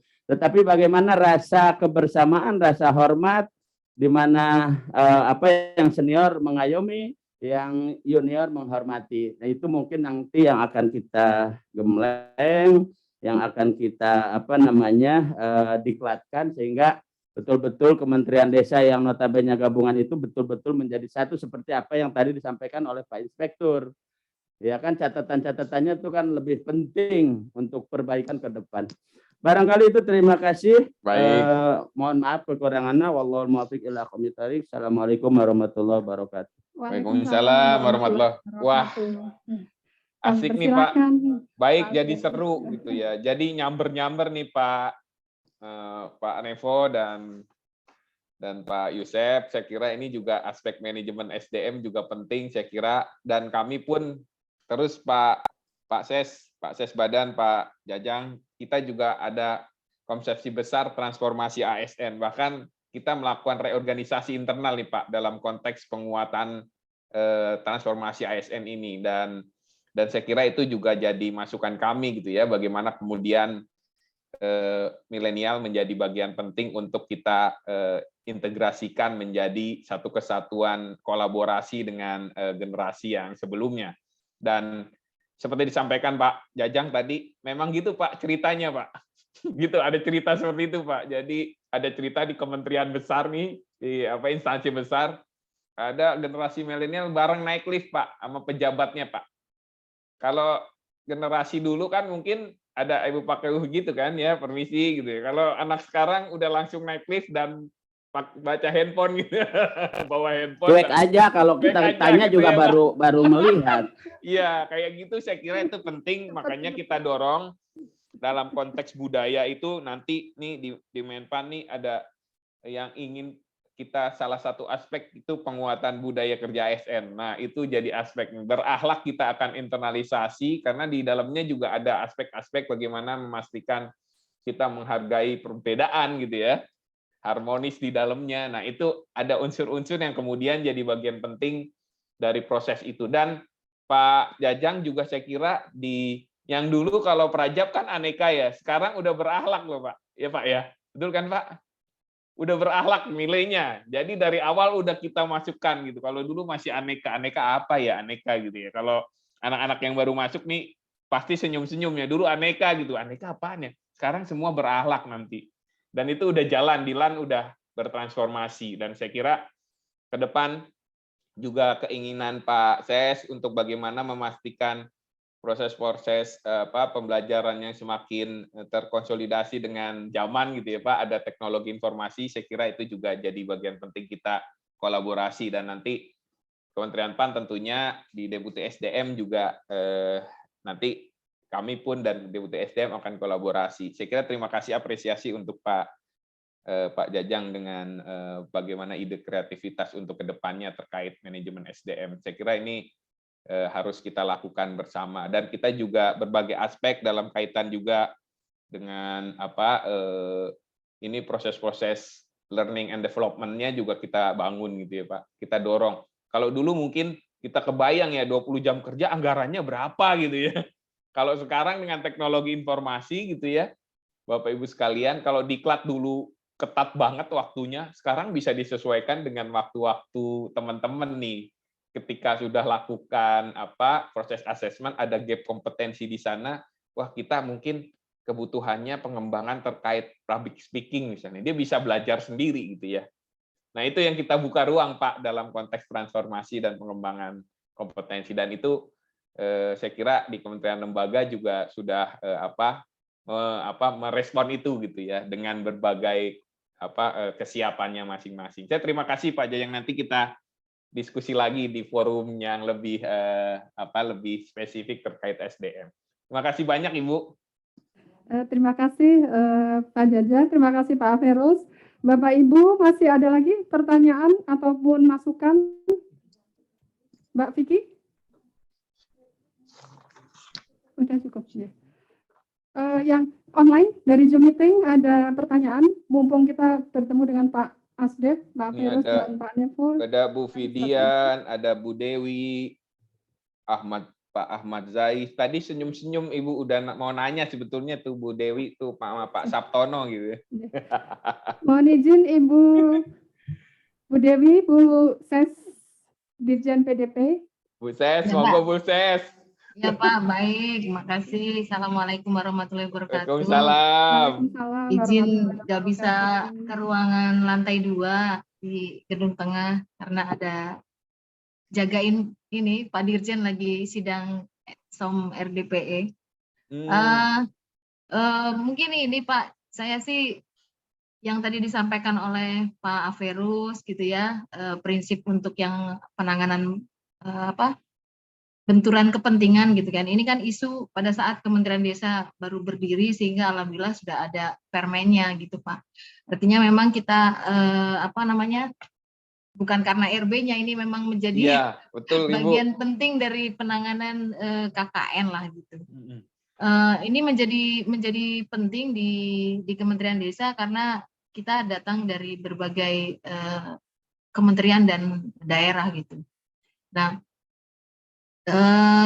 saya sih berharap semoga apa yang sudah menjadi ketentuan ini bisa diimplementasikan dalam kehidupan pekerjaan kedinasan sehari-hari, supaya benturan kepentingan itu tidak mempengaruhi kebijakan dari pimpinan gitu. Biasanya yang berani ini pimpinan Pak. Kalau staf itu kan biasanya ngikut gitu. Jadi mari kita menjadi role model, menjadi orang yang paham betul gitu ya, supaya kepentingan kita tidak berbenturan gitu. Dan akhirnya nanti melahirkan situasi yang mungkin tidak adil bagi sebagian pegawai, juga jadi muncul kasus-kasus lah kira-kira gitu. Kami berharap betul mungkin dari inspektorat dapat membantu mendukung penerapannya gitu. Kadang-kadang nggak enak, banyak nggak enaknya Pak kalau bicara benturan kepentingan gitu. Betul. Itu mungkin harapan dari kami Pak Averus dan izin para inspektur dan Bapak Ibu sekalian. Makasih Bu Moderator. Terima kasih Ibu Dewi. Kami persilakan Pak Averus. Terima kasih Ibu. Saya kira ini spirit lagi nih, tambahan nih buat Pak Yusef nih Pak. Udah ditambah Bu Dewi lagi dan nanti yang semua lagi saya kira jadi bagian penting untuk kolaborasinya. Nah, saya kira itu memang menjadi teladan itu agak susah gitu ya, kita sulit gitu ya, karena akan dilihat. Kalau dulu mungkin nggak ada sosial media ya Bu Dewi ya, nggak kelihatan. Kalau sekarang semua bisa jadi mata gini, Pak ini, Bu ini kok gitu, pasti udah tahu gitu. Sekarang udah terbuka zamannya, jadi memang kita harus ke depannya dibangun sistem yang baik sehingga kita bisa saling mengingatkan gitu ya. Saya kira itu Bu, terima kasih banyak atas dukungannya. Kalau tadi Bu Dewi bilang ke depannya kalau udah nggak ada reformasi birokrasi juga nggak apa-apa Bu, kalau misalnya udah embedded gitu ya, semua di jiwa-jiwa kita gitu ya, di semua fungsi itu sudah melakukan proses-proses yang proper gitu ya, untuk memastikan kita semakin efektif bekerja gitu ya, bebas dari tadi KKN gitu ya. Nanti reformasi birokrasi dihapus juga nggak apa-apa gitu ya ke depannya gitu ya. Kementerian PAN nggak ada, tapi semua udah bertransformasi tuh di kementerian lembaga Pemda gitu ya, nggak ada urusan yang di framing lagi reformasi birokrasi gitu ya, atau framingnya good governance atau apa gitu. Kalau udah embedded menjadi bagian dari proses kita untuk terus memperbaiki bagaimana kemudian memastikan efektivitas dan tentunya itu untuk pelayanan. Saya kira ke depan nggak perlu lagi framing besar kita gitu ya, kita internalisasi, kita monitoring gitu ya. Saya kira itu Bu Moderator dan Bapak Ibu sekalian. Jadi kalau udah makin baik semua, nggak usah ada reformasi birokrasi lagi gitu. Jadi bagian dari kita gitu ya. Kita adalah perubahan, kita adalah reformasi birokrasi itu sendiri. Gitu ya Bapak Ibu sekalian. Terima kasih banyak. Terima kasih Pak Averus atas materi yang luar biasa.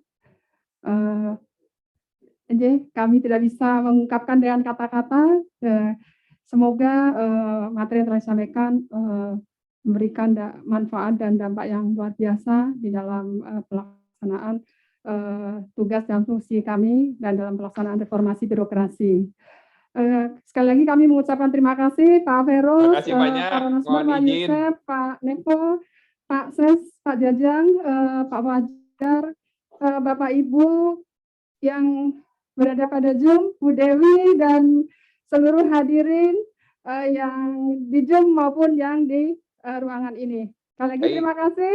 Kita berikan aplaus. Wassalamualaikum warahmatullahi wabarakatuh. Waalaikumsalam. Salam apik, bertransformasi, berakhlak. Siap. Siap, mari. Monggo, mohon izin Bapak Ibu Pak sekalian, Firus, terima kasih banyak Bapak Ibu Bu semua, makasih. Bidian, Bu Titin, Pak Sabtono semua. Terima kasih. Bapak Ibu sekalian, mohon izin kami live. Salam sehat, salam sukses selalu. Makasih Pak Makasih, Pak. Verus, makasih. Terima kasih. Pak Ya. Karo, Para Karo, terima kasih semua. Pak Inspektur, Terima Pak saya kasih. semua, terima kasih Pak. Terima kasih. Assalamualaikum warahmatullahi wabarakatuh. Terima kasih. Waalaikumsalam.